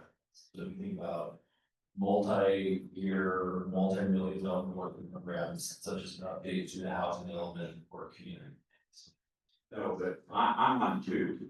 Okay. B2, not on plan amendments, yeah, I have comments on that, but I'm on B2. B2, just yeah, that's. And then so we codified time limit for all city council land use actions. City charter. And now that the actions approved, this council bill. So, yeah, so B2 is codified time limits for all city council land use actions in the city charter and automatically need actions approved if council fails to act. So yeah, we'll be placing a limit on the number of time extensions the city council can impose. 3 120-day extensions for a maximum of 360 days for all development projects, including appeals and all sequel appeals. And so basically, the council recently adopted a form of these provisions. But they only apply to high value projects, so they're basically like very large development projects. So, for example, like the project we have in our case study, that small, relatively small mixed-use project we're gonna provide, it's like really enormous, skyscrapers, things like that. So this would basically be using those provisions for all projects and putting that in the chart. I'm sorry, I'm sorry, not me, then say you all. Yeah, and I mean, I think some of this stuff is like 245 and everything, play these time limits and stuff. I mean, there's sort of like multiple ways to address some of these issues around any conflict under discretion. But I think this actually goes deeper in terms of we're gonna codify in the group. What about the time period that elapses from the time someone submits an application to the planning department that is not a major project, it doesn't fall within major project rules? I'm gonna do it 25-unit condominium project, or gonna do a 25-unit apartment project. There should be a time limit that project becomes deemed approved. If it's not approved both by whether it be an area planning commission or a city planning commission, then that was ends up most likely to be an area planning commission because it's too small a project to fall under the CBC. And then you have council extensions on that. Well, by the time you get around to that, it can take you anywhere from 2 to 4 years. And it's hard enough to try to guess what the economy is today, more or less trying to guess what the economy is going to be 3 or 4 years from now. And what, in addition to that, and get into one of my favorite topics, tariffs, of what that's going to do to construction costs based on all of that. So I think there should be a deemed approved, and the questions that I have is, how do you define it? Does it start from developer submitting his or her application to the planning department, or does it start when the planning department basically means that all documents are there and you're allowed to get into the queue? That can take nothing more than a day, or it can take 6 months. And then you have the deemed approved time, and it has to go to council, which any number of these do. I mean, there's no change basically, it's an ordinance, and an ordinance has to be approved by council. So under those circumstances, then you're getting into not only the time that the planning department takes to move the project forward, but the time that council may take the project forward. So Commissioner Stein, if I could clarify, are you suggesting that we do not codify the time limits? no, I think we do, but I think that, sorry. No, that's not. I think what has to be codified is both the time that the planning commission has to act upon it, as well as the time that council has to act. They're really two separate things in this case, or you could say the entire thing has to be approved or deemed approved or denied by the policymakers within that period, but it just can't be what council's action is. It has to be what the planning department's actions are too, on a timely basis. So would you be perhaps making a motion with regards to that? I would, but I'd like to know more from the planning department is, what starts an application? Is it just submitting something, or is it the planning department that has to say, yes, all of your documents are here, and is that day one? And how much time do you believe on projects that don't require environmental impact reports? Good afternoon, Commissioners, Lisa Weber, the City Planning Department. The state this week actually provides sort of very strict mandates for case processing. I think you're really referring to matters that involve legislative actions, general plan amendments, changes. I came before you during our study session about a month ago. I explained that those types of applications are really few and far between. That's why those high value projects that works with that Matt's discussed really are those that involve those legislative requests that require the Planning and Land Use Management Committee as well as the full City Council to consider those cases. For all other projects, there are permit streamlining acts and various shop clocks where staff must complete certain milestones by a certain time. The housing accountability mandates that at the time of initial submission to the department to the land use application, that starts off. Well, what do you do? I'll give you an example. You have two parcels that you're combining, that's not an issue. And the land is zoned R1. But the community plan / master plan is R3.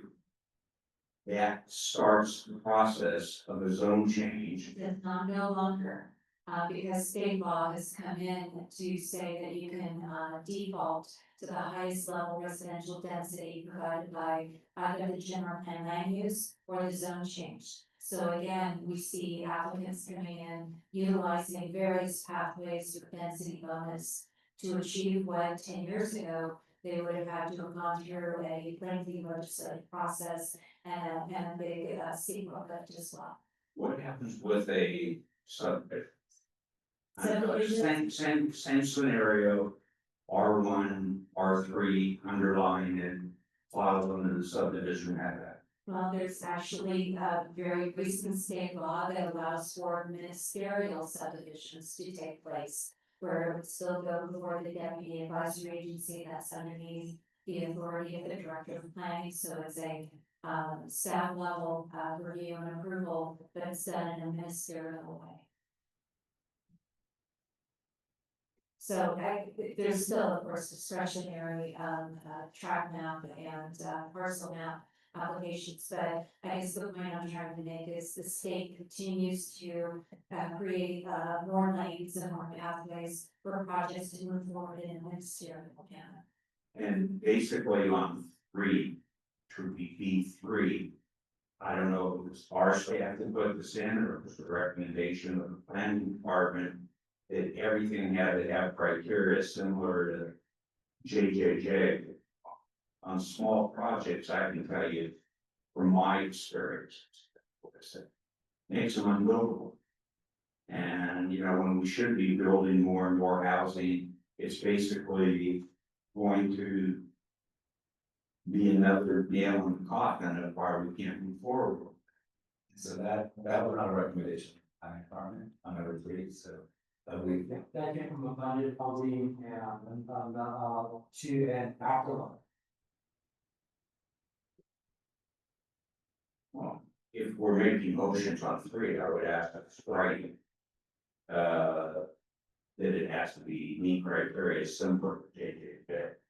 Because I think that is anti-housing in some ways for smaller projects. On a high rise, you obviously expect you're gonna have that. On a major project, you expect you're gonna have that, but you don't expect you're gonna have that on smaller, mid-sized, and in the example that was given to us in the mission, in our documents today, the 3601 Mission Road. It basically said that all the advantages that are available wouldn't have been available for this particular project, because it just wasn't big enough. I personally have a problem. May I offer a question that might be a path forward on the item B3? The question I have is, I didn't see in the document, and if it's gonna be made.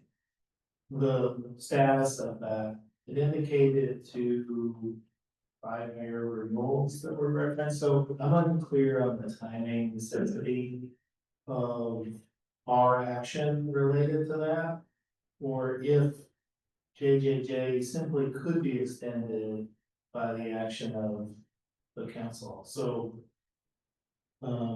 Again, back to the sort of structure of encouraging the council to act if there's in fact time with these renewals, rather than us take a stance on it. Can you clarify that or clarify it later?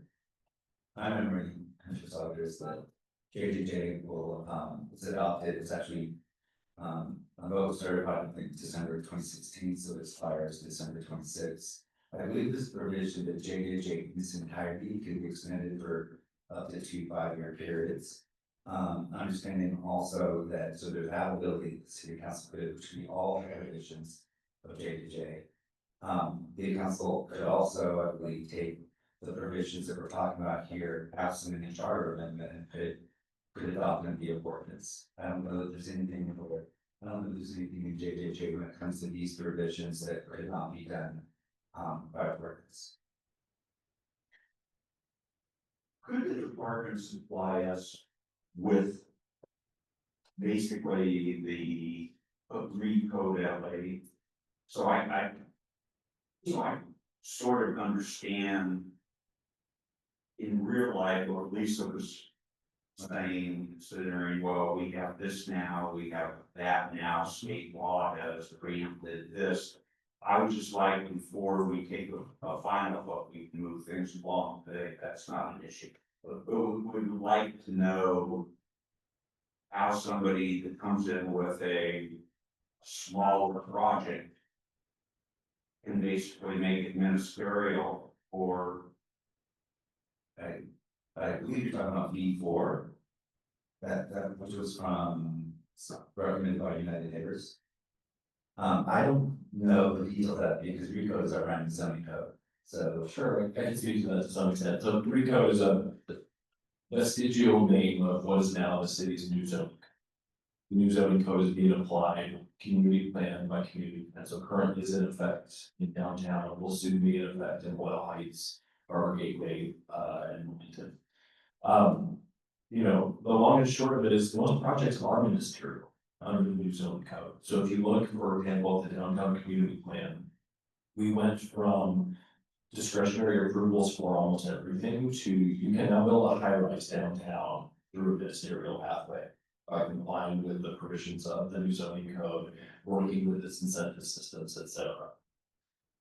There are some instances where a project would still require discretion. Those are based on public feedback and policy preferences by our legislators. So for example, while a high rise in the financial core may be achievable through a ministerial pathway, a warehousing and distribution facility that is adjacent to a low-scale residential neighborhood will require a conditional use. And that is because we want the ability to mitigate the environmental effects that can spill over into that neighborhood. So there's nuance, of course, to everything. The fundamental goal of our community plan updates and the new zoning code has been to streamline, make things more transparent and be as ministerial as possible. But there are a lot of instances where the city will continue to apply discretion. and I would say, and I would share Mr. Roberts that what I don't understand in this comment is that RECO is the new zoning code that's applied to the new community plans. There's only an operation to downtown LA right now.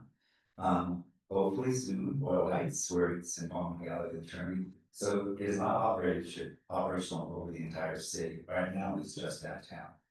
And so once we have the new community plans that are adopted, they have the new ground up rezone, which previously was called RECO LA. So I don't know that it's something, first of all, I think it's not something that should be in the charter, it's just a lot of detail.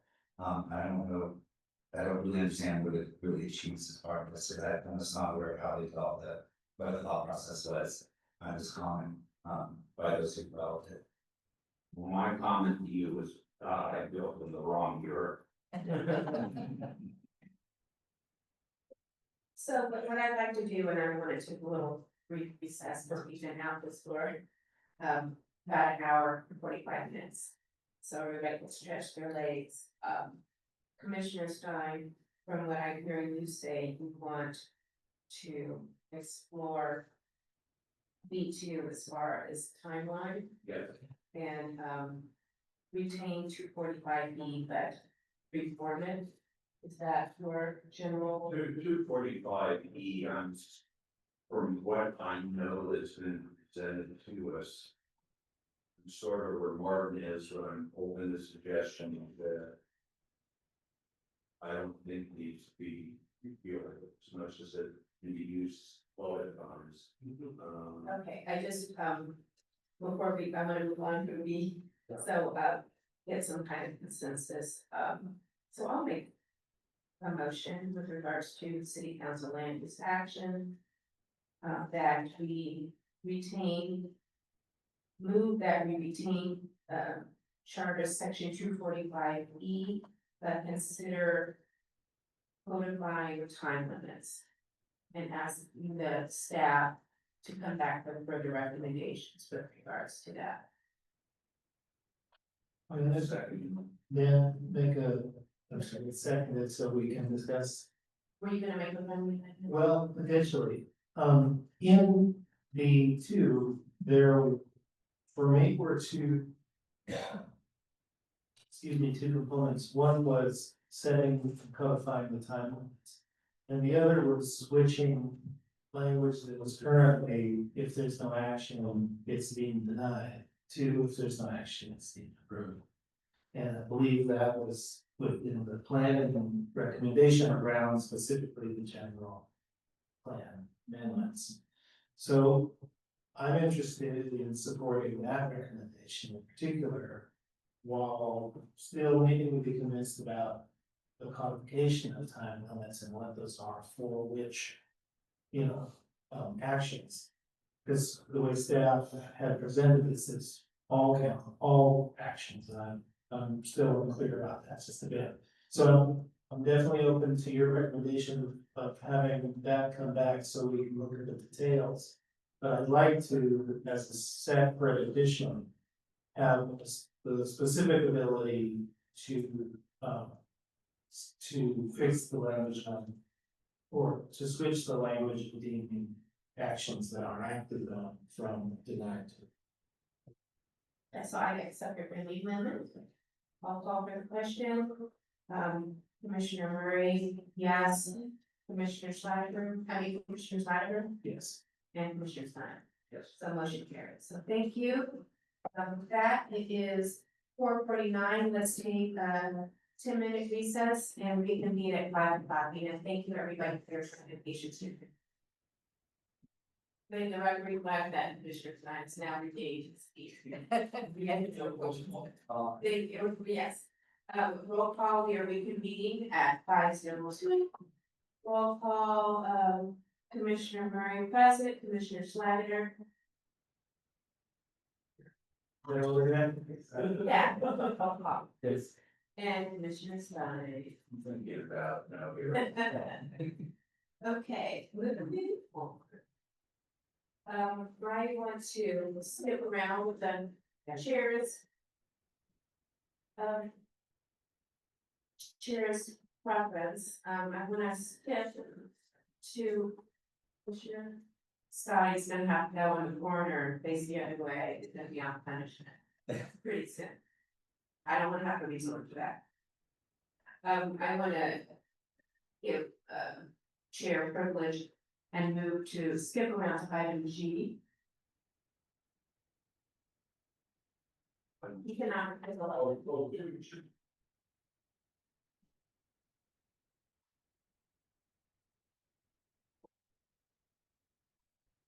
So we got A, we have C, D, E, F, but I'd like to skip around to G, economic development. Because that's an area that we discussed before. And we'll probably take some action on based upon our deliberation in past meetings. And that is the elimination of Charter Section 104E with the 31 requirement. Our staff has done a little bit more of a deep dive on that, and it sounds very rational, but we understand there's some collateral damage and collateral implications if we eliminate that. And Matt, can you discuss that, and then I have some questions for our guests. Well, on FAR, we will still continue to do research. We think there's still viable options to, in the charter to, create a trigger or a mechanism, that, so if the committee wishes us to continue down that path. Thank you. Just if any one of our guests has any further comment on that, I know we've discussed it. No, we're happy to work with, we've been, having conversations about the city, there's some legal implications, and we're happy to work with our attorney's office and work with, commission staff on that too, for alternatives. Would it help, as in the staff report, there was some talk about, I don't know if it was under this or a different section. But just removing FAR totally from the charter. And so therefore, won't have to have these sessions all the time and won't have to possibly go through an environmental impact report to do what I think most people are agreeing on. Yeah, that's would be, our goal to find the mechanism to allow it to renewal. It's not, we do know it's likely not as simple as voting to remove it. It would have to be placed certain language in the charter that would allow it to be removed after certain steps have been, taken, because it's state law. That's what that's right now, but again, if it may direct us to keep on moving forward, that we explore that. And just along those same lines, as to G, as the number 2, allow conditional use permit for harbor district purposes to be granted by the Board of Harbor Commissioners.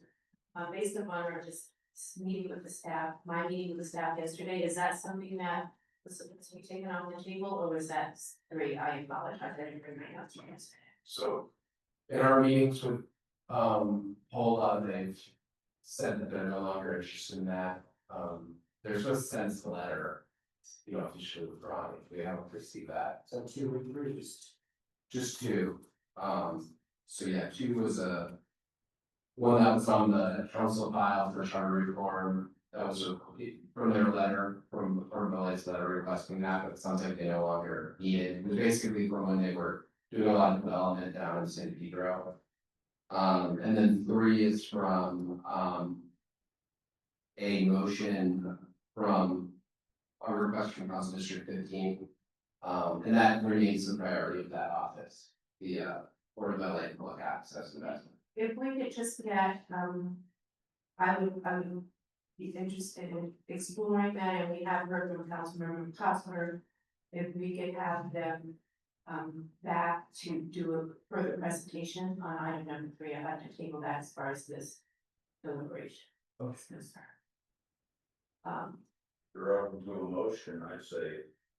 I would move it and go further on 1 and 3. And if they're gonna withdraw the motion, just simply say that not going to direct staff and thinking more on that. Okay, I would second that motion. And is that consistent with your desire to learn more about number 3? Correct. So, motion seconded, call for the question, Commissioner Murray, yes, Commissioner Schlager, Yes. and Commissioner Stein. Yes. And just also, Mr. Chair, flag that this section of economic development, we don't presume this to be a comprehensive list of economic development actions, and we may still come up with additional. Absolutely, this is just what's been presented so far, in this process. Again, we haven't been directed to do anything additional than what's been presented through departments, council items, and, numbers. So, getting back to the other planning items, that are in the report. I think I did have a question for our guest about requirements for the city planning commissioners. And, Mr. Bertoni suggested that could be by ordinance. I'm gonna throw it up to my fellow commissioners on items D. D is in David. D is in David, or H and I, if you have any further questions, I know. On any of those items, I know at the last commission deliberation, Commissioner Schlager has some questions on some of the housing issues. So I am going to, ask Mr. Schlager if you have any questions on any other of the items that are in the report.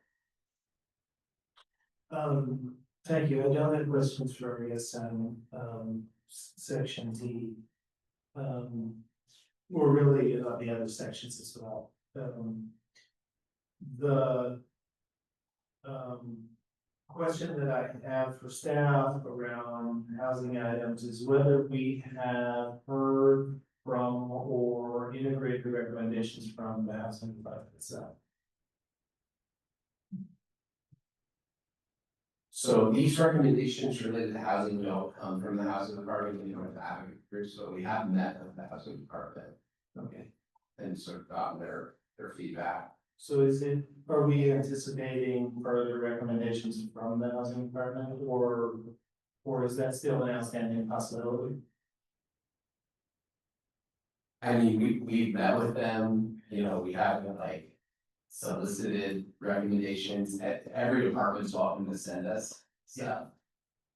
We could follow up with them and ask specifically if they have any items. I would encourage that, aside from just being here and hoping that, you know, they take initiative, that they hear from us specifically that we'd like, because we're considering some of these items.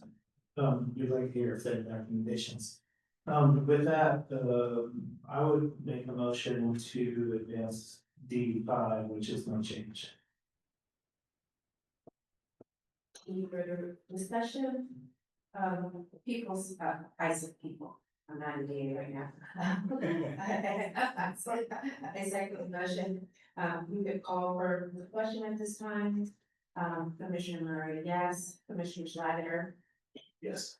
Commissioner Stein. Yes. That motion carries, so as to D, for now, we're not making any further application. Or change to the charter. And anything further, Commissioner Schneider, on any other items? On any other items, for questions, for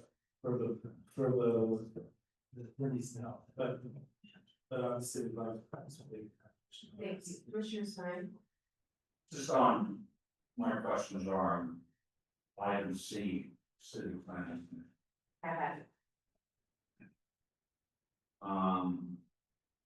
For instance, again, the planning. Whichever one of you wants that answer. I know when you talk about experience requirements, should be a architect on it, there should be a structural engineer on it.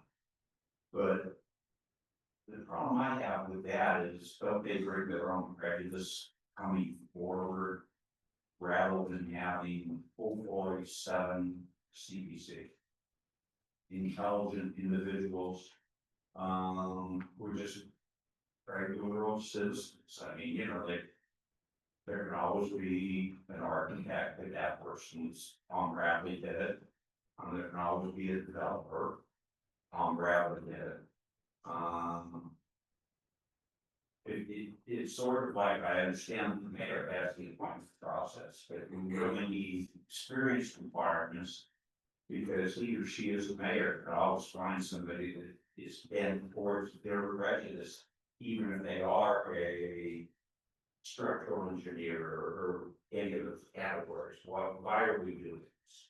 So just, you know. Right, so this is not a recommendation from the planning department or from the city itself, just clarity, the Assembly was ACT LA, but Housing LA Central City Association, United Neighbors. So these other organizations that are largely nonprofits. I would say just for me, again, I'll take not just my experience here, but 7 city level one planning, I think we're about 4 planning departments. The whole commission structure in general in California is meant to get to, I think, what you were saying, Commissioner Stein. This is the place for citizens, right? This is the first place for every person to have some kind of oversight of various decisions that the city is making. All of the commissions, the city planning commission, we're talking about the city planning commission here in this particular case. They all have the benefit of a professional staff recommendation that they have before them. So there's a professional expertise that goes into every item that goes before them. We actually have architectural, we have a urban design studio, we have the professional volunteer program. So we have a partnership with American Institute of Architects. We've had for several years now with a professional volunteer program, used to be called. We actually have on larger projects, we actually get professional architecture and design advice from, we have design guidelines. We have expertise that we bring to the commission. We would not recommend putting this in the charter for that reason, and also the reason that if the city so chose, they could put it in the by ordinance. But also, I believe, as you said earlier, which is appropriate, I think the mayor should be allowed to be somewhat situational in terms of their appointments and seeing what the needs are at that moment in time for the commission, given the issues that they're facing. There are periods of time where design is very important, and we really needed to lean into architecture and design expertise. I will tell you, when the way state laws have evolved, that's probably less of a need today. There are other experiences that are needed today that weren't needed 5 years ago. And so I really think that there is that idea that should have the flexibility of the mayor to decide really what kind of expertise is, what kind of geographic representation are needed for the time. And the needs of a city planning commissioner today are very different than they were even 5 years ago. Why are you capital right? Thank you. Why don't you tackle recommendation, or not recommendation, but possibility of adopting recommendations C2 and having the director of planning sit as the chair of the planning. So, thank you. Okay, it's one of those things I saw is this came from Central City Association and their private organization, nonprofit. When I first saw the recommendation, I knew it was going to have to get so avoid talking. I mean, they were even kind, they can say, or disagree. Right. So, I mean, this is clearly taken from New York City, right? And New York City has a very different form of government structure. They foresee different things. The mayor sees schools, which is different, or amongst other things. But also the whole structure is different. This is not just a planning department where you have the structure of the planning director being the chair of the commission. It's pretty much throughout almost all the agency. It's that we run parks and rec department, et cetera, et cetera, et cetera. Housing, transportation, all of this marks have that. But the system is set up so that, first off, the commission itself is not like LA, where they're all appointed by the mayor. The commissions in New York are majority mayor, but then the balance of them are by the city council. So if you have, let's say, a 9-member commission, 5 are by the mayor, 4 by council members. Also, the roles are a little bit different. The planning director, or maybe planning commissioner, actually plays some of the role that maybe a deputy mayor would have here in Los Angeles. They actually have fewer deputy mayors in New York than we would have in Los Angeles. So it's a completely different organizational system where there may be a need in New York because it's combining more of that deputy mayor and planning director than it is in New York. I mean, the New York system is closer to that. And how it works in New York, as my understanding is the planning director appoints an executive director who really runs the department. It's a very different system. I don't think that we could, in this city, neatly just take this position that I'm in and have this person chair the planning commission. I don't think that's possible without a huge restructuring of the entire department. In a serious vein, because you and I have joked about this.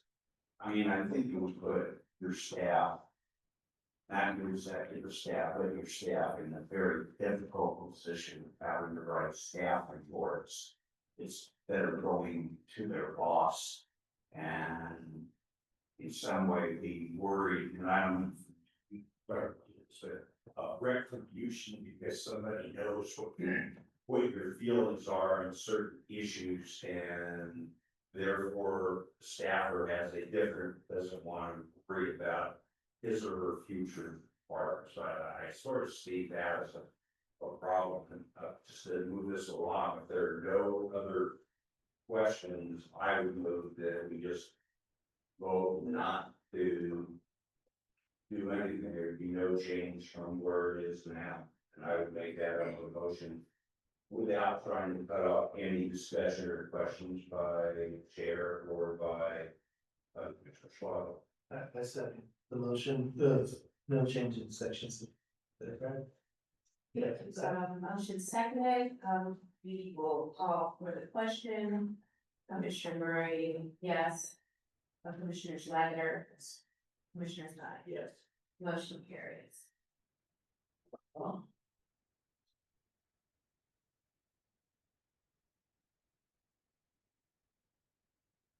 Again, as to any of the other sections. That would include E, which are not necessarily planning issues, H or I. Do either commissioners have any more questions? I think we finished with our planning issues. But I'm gonna see if anyone has any questions or comments with regards to either, any of those items. Well, let me, ask a question and let's start with the clarification on H2, these qualifications, judicial process.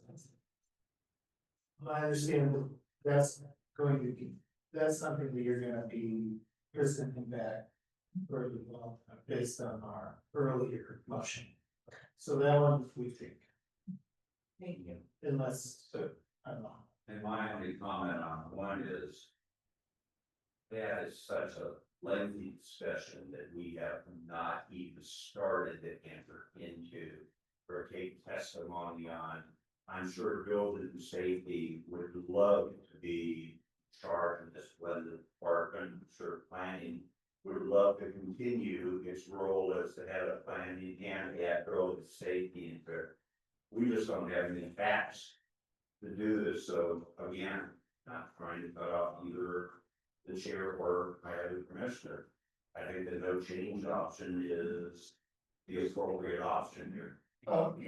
So I think it would be helpful to vote on H because we did, get your instructions, but I think just for the purposes of specifically like dealing with this, because I think if you vote no change on H, that would imply that you didn't want to move forward with H2. So I would just, I guess, suggest to move forward with H2. So that's what you want to do. Well, I thought that was going to be incorporated into what we talked about earlier. Yes. The double hearings and such where you could tackle it. So if you need clarification, I think then the motion would be on H2, we're asking for you to move forward with it with the perspective of what's necessary in the charter for our conversation around H2. Now that doesn't deal with H1 yet, I think that's it. But that's the motion for H2, did I hear? Can I just clarify, so this H, it would be related to the previous conversation, as you mentioned, Commissioner Sawyer, on, Related in let's say it was A2. Yes. Related to A2, and this one specifically would be, streamlining the sense that, we wouldn't list, the type of, authority of the appeals, i.e. whether it's de novo or abuse and discretion, although we would not have specific findings in the charter. And we would also look at kind of generalizing and broadening, if you will, what it means, the discretion of action, so that we didn't issue of making sure we get a decision making that's free of interference. Yes, commissioners, I believe Mr. Attorney has expressed that correctly, and it's directly related to this concept that we will put into the charter what's necessary in the charter, per their recommendation. But essentially without more detail than necessary. So that motion, that's fine.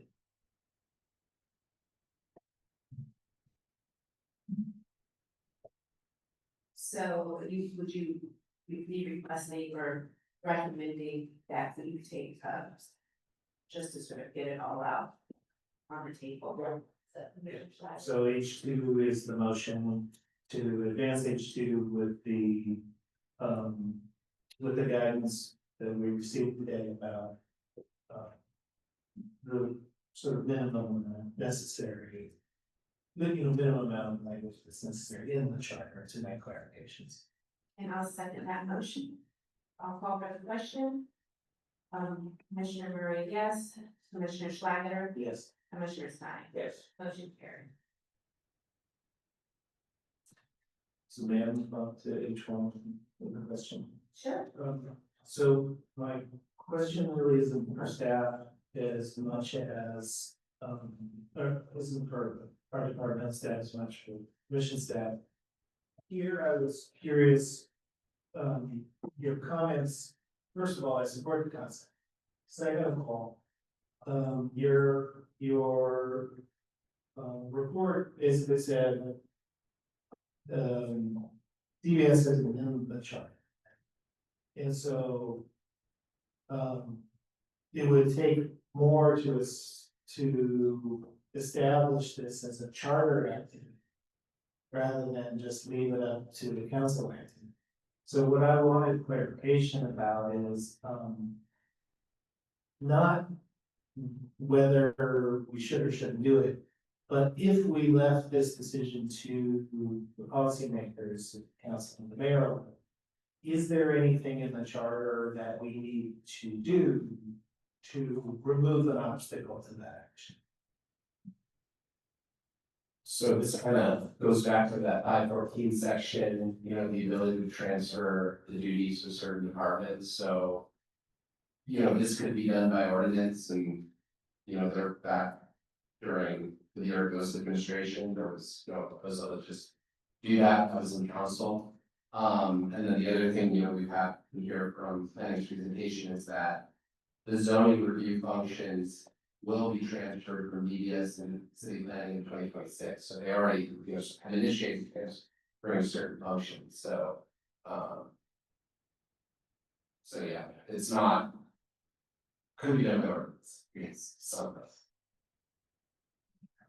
So then, my motion, well, first I have a motion. My understanding of how we will eventually present this, I'm interested in your thoughts, Madam Chair, about when our recommendations are presented from this body to the commission and the commission to the council, that these ideas will still have standing as, you know, basically a menu of options that we consider.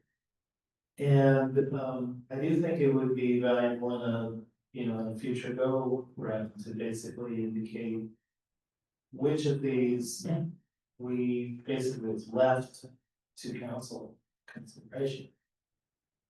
As opposed to determine we shouldn't do this, you know, so like, just because the council isn't merging these departments, I mean, just because this commission isn't merging these departments in the charter, doesn't mean I think the council shouldn't consider that idea. Right, and so, with the hope that our final presentation of these materials to the council continues to present them the full breadth of their authority and the ideas that have come out through this process, the public has presented and others. With that understanding, then I will, you know, I will move no action on H1. My only concern is, I think as Ms. Max just previously stated, there's already been some movement as far as transferring the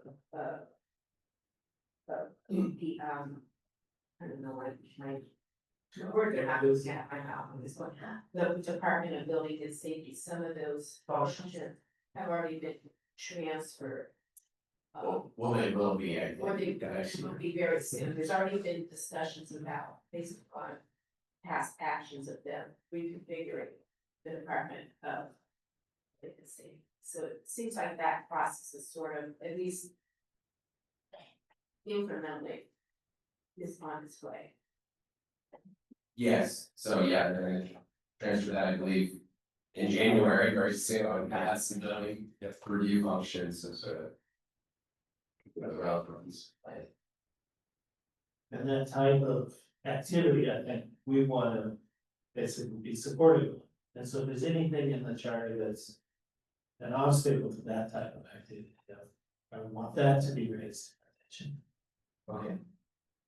Yeah, I mean, yeah, it kind of goes back to that 513 thing, and all that thing, so, but yeah, we can kind of do a deeper dive on. And I think that 514 section is important for us to grapple with as a whole when we were talking about the other departments and or public works departments, et cetera, so. Yeah, and you know, I guess put a finer point on it, it's technically not, even if you're in the charter, unless you're specifically, you know, exempt from that, so you can be.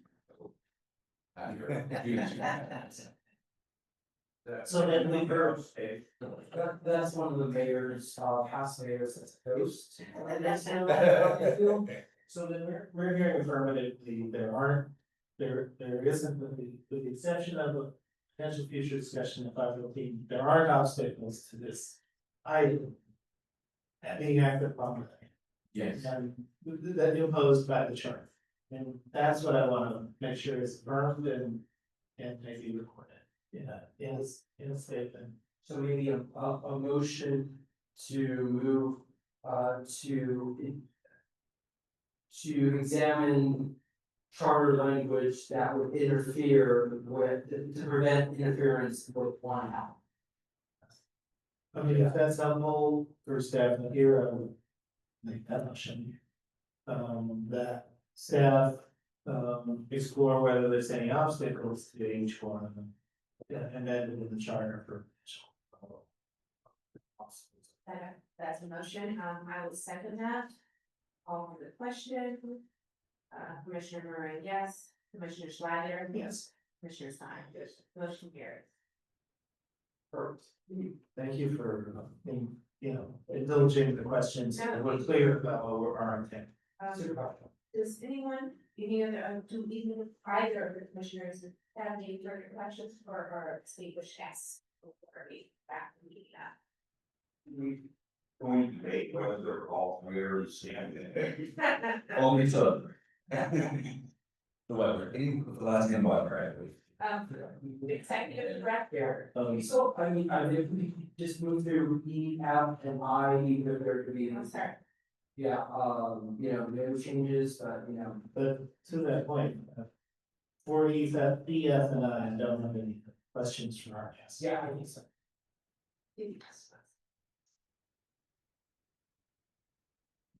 I mean, I slightly, but. Maybe, yeah, maybe start with I, and then. A motion to change that.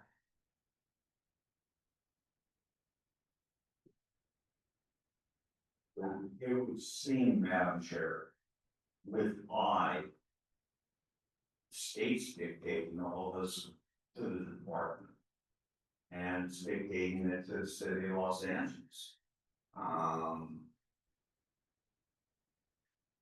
I don't know how city attorney would ever be able to get around supremacy clause arguments and such that would go along with it. And so I think keeping that in mind to proposes to put into the charter that's more likely than not, I don't know if you judge anything, a non-starter. It's gonna be hard enough to have all this that we are gonna move forward, leading the entire commission, not just us, onto the ballot, and hopefully be able to synthesize it down so that each voter will understand, you know, what it causes. This just adds to the confusion. I mean, who's not protecting single family homes? She said that. Yes, I want to comment on this as a person who's a long-time Angelino, born and raised here. I was raised in the suburbs of Los Angeles, and now I live in the city of Los Angeles, and I avail myself of public transportation to get around, but LA is a very unique city. We have the suburbs, we have the city, we have the valley. We have an equestrian community in the valley, we have equestrian communities in South Central LA, the South Park. So I don't want to, I'm not interested in overregulating the nature of this very diverse city. So, I understand, again, I grew up in the county of Los Angeles, but in the suburban area that is close to the urban core. I just don't think that it's appropriate for us to change the charter in this way. That, all that to say, yes. So I will leave the motion for no change to the protect single family zones, even though I think I just wanna keep the nature of the diversity of Los Angeles. I will second chair's first, chair's motion. Thank you. I'll call for the question. Commissioner Murray, yes. Commissioner Schlager? Yes. Commissioner Stein? Yes. Motion carries, so no change. Awesome, thank you.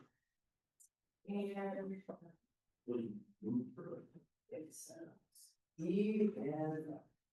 I realized that the flag, the H1 was the merging of the departments. We did receive in this Sherman Oaks Neighborhood Council, state, letter, this idea of, community development department.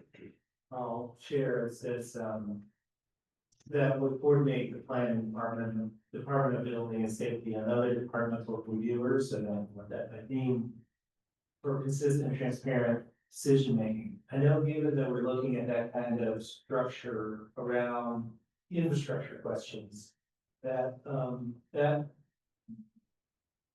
whether or not needs to be motion, but I do think, because I'm not looking for specific charter change at this point, but this does seem like a concept that merits, being flagged within our analysis. Sure, about B4. Board of Infrastructure. I'm sorry, what's that? What was your question, Ben? Good. I guess the proposal from, neighborhood tourism. The proposal. Oh, it's just. Sherman Oaks neighborhood. Oh, and what is the services for? It's recommending community development department, which is essentially, we're a coordinator of these type of development, processes, as opposed to like our infrastructure approach of public works, et cetera. So, looking at the city from a big picture, that, that might fall into the same kind of structure as we're looking at in our other topic areas, and just wanted to flag that for future reference as opposed to full discussion today. I don't think anybody's ready to discussion, but seemed like referenceable. Yeah, I think when we did that B section around realigning departments, there's a lot of different options around. I see what you mean by B, yeah, so that's something, even though it is talking about some of these planning functions, it might overlap with that kind of discussion. Yeah, that sort of board infrastructure, which came from United Neighbors, I know we've got a lot of CIS and sort of, echoing those. I believe that board, had an department on it as well. So maybe we could just have staff flag that for future discussion, but without us having decided. Okay, and so we're gonna do E and F, correct? Yeah. So E is city owned land.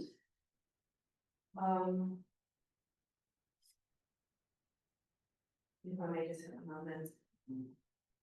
Sure, and especially one in particular, I'll flag, I believe, is a reference to some, some authorities being usurped from a person being usurped from the city council on particular housing projects. I think we have this Venice down, I think, example of that where it was LADOT plan that was being developed and city attorney opined that the city council couldn't have final say on that, only the transportation commission was elected by the city. So there's some ambiguity in the charter that allowed that.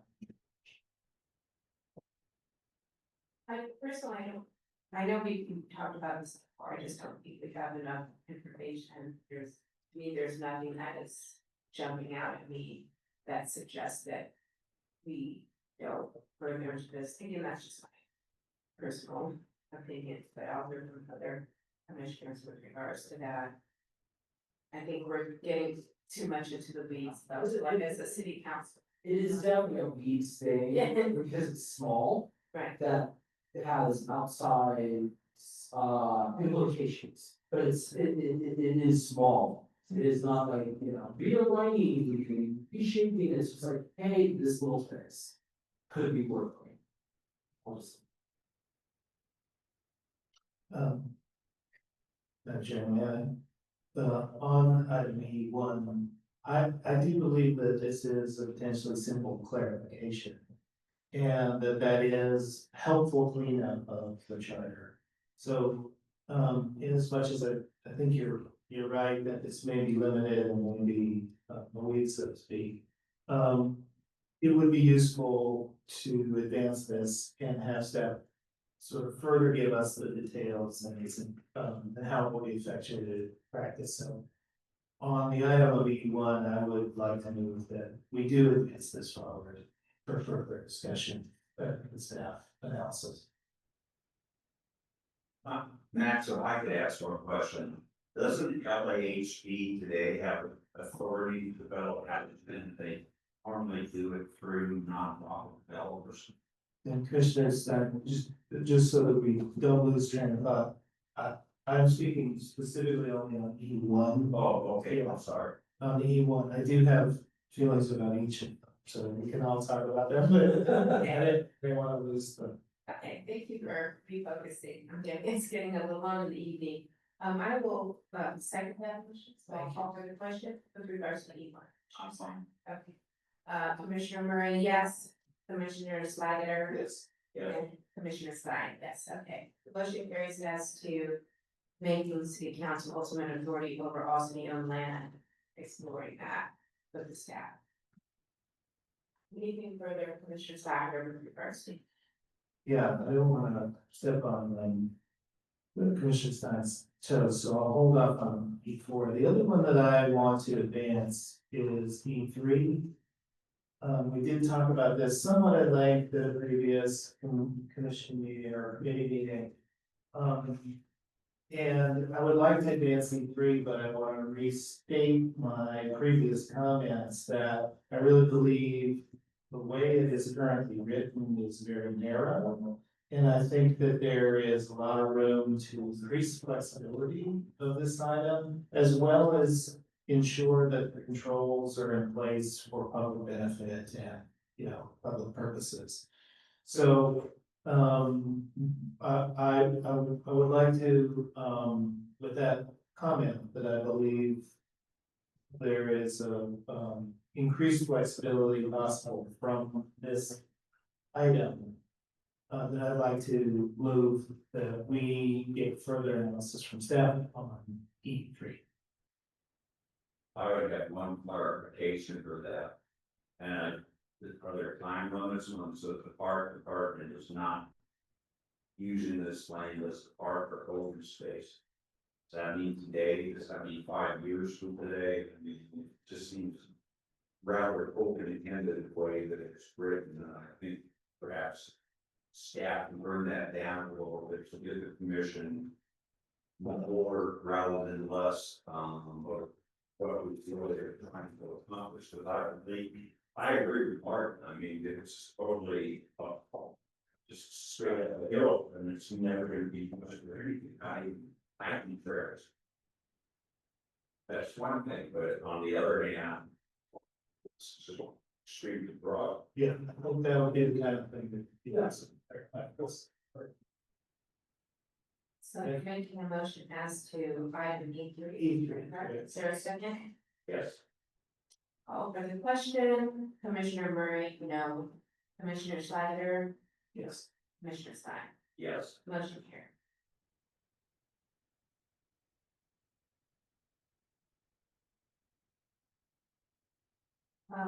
Commissioner Stein, you had some. I have a question on two. I don't know if it has to be in charter to start with, but good business sense, we periodic, there's anything, all city owned land, whether it can be used for a different and better purpose than what it's being used for today. I don't know the answer to that. It's a common sense to me. To your point, it does not be in charter, and that is one of the things that we say it's possibly in non-charter action. If I may, I know that the city has done some work to try to digitize their real estate records as well. I don't know the status of that. The reality is that a periodic overall assessment has often less value than a more targeted assessment of what are we gonna do with our maintenance yards? What are we gonna do with our, parcels that are smaller than half an acre? What are we, So I think this doesn't really achieve in the charter the objective that the community wants to achieve with it. And I think, the digitization of our records and the pursuit of this through our department and our policymakers is the way to go. I would recommend no action.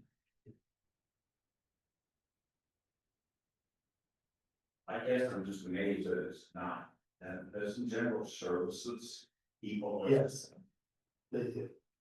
They do keep a list, and it's the problem that I found, which is now they don't, that's that list was in paper. And so every time a council office would elect them, they always said, and we're gonna make use of city-owned property.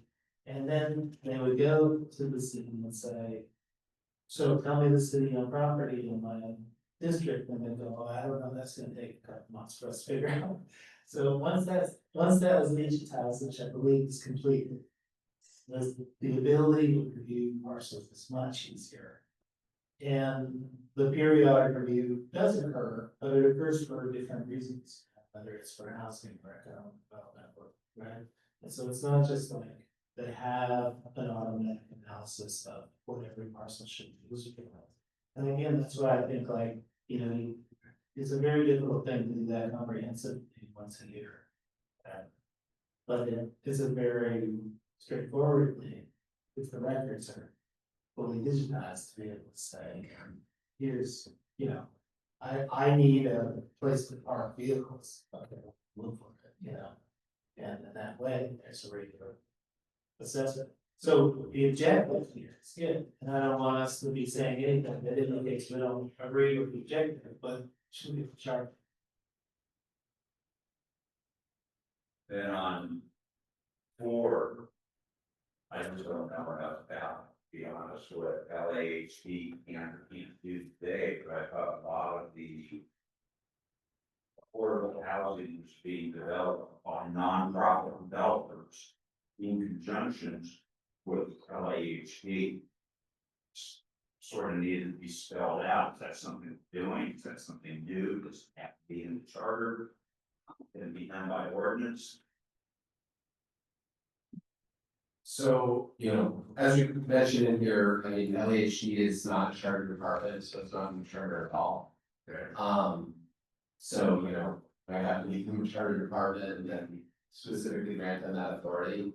But, we didn't, as you, brought up, we didn't see anything that like precludes them from doing this now. So, I mean, this kind of goes in that category, something that they can do by ordinance. Or that they might be able to do already, but we can get clarification. I think this is an example of just, this particular advocacy group just coming to us to get something that they haven't gotten from the council, so I don't, that's a good approach of theirs, is to try it out and not every work, and this is just. Good. I don't know if we, or my opinions, I should say, is that I don't think we need to take action on this item since we don't have enough information. In the notice, a lot of these recommendations down. Could I ask possible? Sure. question of staff? Sure. Could the mayor take care of this problem or a subsequent mayor by executive order rather than charter amendment? I'm not sure. I don't know. Could staff find that out? Yeah, we can do that. Yeah, I don't, I don't know if you want some more information on it, I'm not opposed to that, but I think we have so many things on our plate in so many areas, not that this isn't a important issue. I don't know that we have enough information to have any further deliberations on it. I believe that the way that this was written in the staff report doesn't need to be acted upon here. And I would recommend specifically on the narrow question need for action. But I would harken back to a previous comment. Rather than discussing about authority of the department that's not in the charter, the question for me on this really is, what mechanisms does the city need that basically were lost from the CRAs for dismantling? Are there funding, financing, or ownership mechanisms that need to be made available to the city? And does the charter need to codify that, given that the state, disabled the mechanism we had for community development approaches, which includes housing approaches, right? So I would, we don't need to move forward, but I would motion that we add, if it's a motion, or if it's just a request, that we would add on to the staff's plate to do some research around development tools and financing in the wake of the dismantling of CRA. It is something which charter needs to affirm as a authority that we would have. But I don't think that's evil. Yeah. Is that fair as an informal request, or do we need? That informal request would Yes. be more appropriate. I mean, correct me if I'm wrong, it's kind of along the lines of the community development department you brought up earlier. Well, potentially, I mean, that would be a mechanism for certain activities, and if there was a community development department, it might also need these kinds of mechanisms, but really, does the charter need any financing, funding, ownership mechanisms affirmed in it? As the voter stated, such that we would have more tools to be doing community development activities, including us. We can explore that. Yeah. Thank you, and finally, just kind of wrap things up. It's 5:52. One last item, item number F, funding for affordable housing. Did we take a vote though on E2 and E4? I thought we said we were gonna. Yeah, so let's just clarify that, then we would motion no action on E2. Seven. Is there a motion? Yeah, that would be the motion. That's just not instance. So that there's a motion as to 2 and 4, correct? 2 and 4 is no action. Right. And there's a second by Commissioner Stein, I'll call question. Chair Murray, yes, Chair Slaviger. Yes. And Chair Stein. Yes. Thank you. Thank you. Sorry, Yeah, David. I'm getting a little loopy because it's not a big. Well, we almost done. Sorry, apologize to You've been everyone. captaining the ship, great. Everyone here and everyone who was looking on Zoom and listening in, I apologize, getting a little loopy. So getting to category F. Some sort of cross pollination with the items in D. With the LA Housing Authority, I don't think we have enough information. About how that funding works, so I think Commissioner Slager wanted some more information about that. So yeah, this one I would recommend moving forward with. So this is essentially, or just directing staff to get more information on it. Essentially, voters passed ULA in 2024 that, transfer tax and that's funds for affordable housing. And basically, this would just streamline LAHD's ability to, give out those dollars. So basically, instead of having to go to council every single time when the development contract is changed, they can just go once. But it's something that, we would like to be more clarity on, but it seems like As opposed to the one which is discussed more sort of a technical change. Yeah, this is in the weeds, hopefully maybe a small change that we can look at. Yeah, of course, I think, like, I can't speak for everybody else, but we're definitely, I mean, one of the, as we all know, one of the biggest, if not the biggest problem is affordable housing in Los Angeles, and, but we've got a lot of commentary from community members about that. So I believe we should explore opportunities. Again, I don't know enough about, the housing authority. I'd like to have a lot more information on that, but I think we could direct the staff to do a deeper dive into that to see if there's some way that this committee and the commission could do something about affordable housing, or who could affect affordable housing. So, at least here, I move forward with, applicable. Yes, so, I would make a motion, on F1 to have the staff do a deeper dive into that. To see how that could affect the charter. And I'll make that motion. Is there a second? Second your motion. Thank you. I'll call for the question. Commissioner Murray, yes. Commissioner Slavitter. Yes. Commissioner Scott. Yes. Motion carries. Now, as to item 2, we are not on the budget and finance.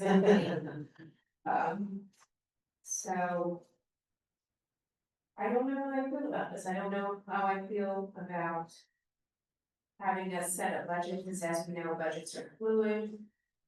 The financial situation in the city is fluid. And of course, if the finances do lie, then the ultimate authority is the city council. But I'm be open to my fellow commissioners, whether you think that this should be something that we want to push forward. So, if I might, thank you. Chair, this recommendation is similar to one that we've gotten from American Parks and the T. There's also been other requests for protecting the budget from standpoint control, et cetera. So, I'm uncomfortable taking action on one without a concept of the whole, right? Any of these objectives are noble, and we, as individuals on this commission, would certainly want to support a funding stream for noble activities. But I don't know how we do that individually without looking at the breadth of, what's being requested of us and its potential impact on budget. So how would staff suggest we take that more comprehensive understanding, given that there's an aspect of it that is here at this committee, but may overlap with other committees as well?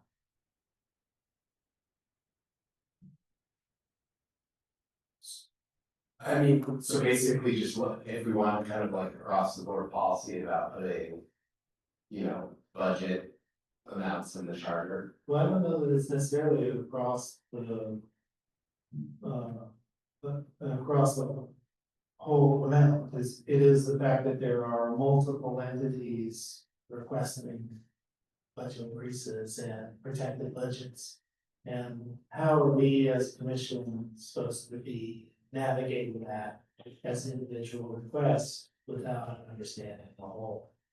And the implications of each of those things. So sort of like looking at the entire budget, and then we protected all these departments' budgets and raised this department's budget appropriation, did this one, that do. We're operating in a vacuum with this, good intentions, and each of these items would be well intentioned, but as a whole, it might add up to a number that doesn't work for the budget. So is it that we as a commission and the committee can make a determination about particular budget level?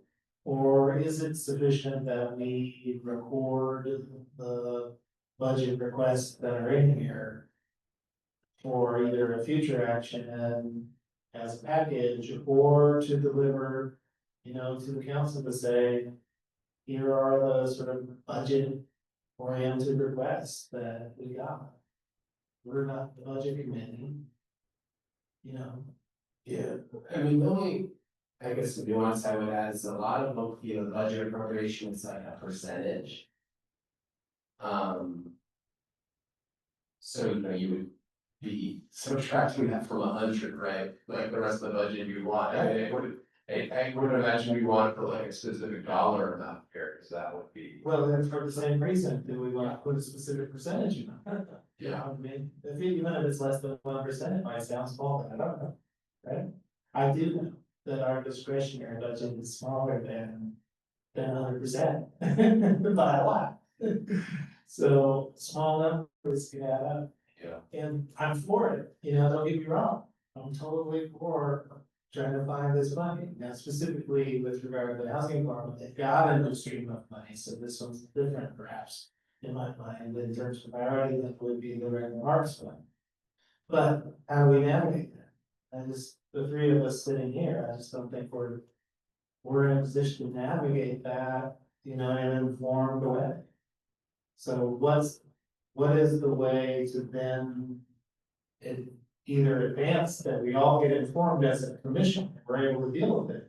Or we advance that this is an important topic, we kind of weren't able to deal with, and it goes back in the lap of the council.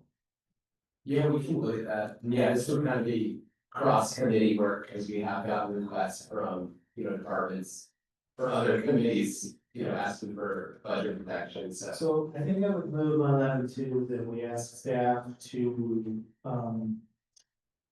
present budget related recommendations as the category of itself, so that we're not deciding one in a vacuum. And we can maybe figure out what to do with the entire package. Would that be fair? So, I had one other comment, I'd like to know, I know that Park and Rec gets a percentage, but, correct? I know that. Based on the assessment, right, I mean, that was possible. Yeah, I already get supporting the budget. Is that that was a voter approved item as well? Well, Or it was to raise their. yeah. I'm hoping that infrastructure will get a percentage of budget. And now we're dealing with an equally important issue of affordable housing. I mean, I don't know that anybody loves ballot box budgeting, but on the other hand, is there a way to tell us if we do this, this, this, and this?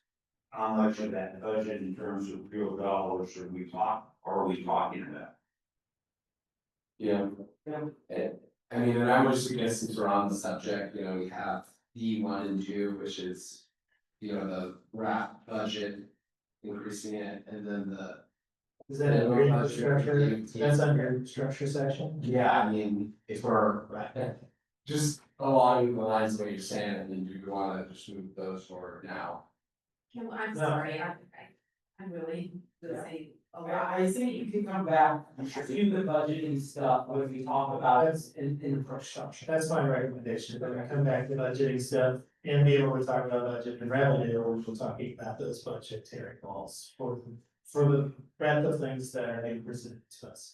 So that would essentially table item F2 for the, you know, future discussion that tackles, you know, budget and revenue questions. I think that's the motion, yeah. Okay, that'll be my motion. Table F2 to the time, future date, when we talk about budget and revenue options. Okay, I would second that motion and call for the question. Commissioner Murray, yes. Commissioner Snyder? Yes. Commissioner Stein? Yes. Thank you so much. I was gonna take the motion for it. Just one. I just want to thank our staff from the Department of Planning. Thank you so much. Chair Bartoli. Yes. And please tell, Ms. Bonner that, sorry, that she has to leave for me. Thank her for her patience and her input. And I There was a motion, so without any further discussion, meeting adjourned at 6. Thank you so much, everybody. Yeah, and we'll be doing a commission meeting on this. And that's a full commission meeting. Full commission meeting, sir. So December 9th. December 9th.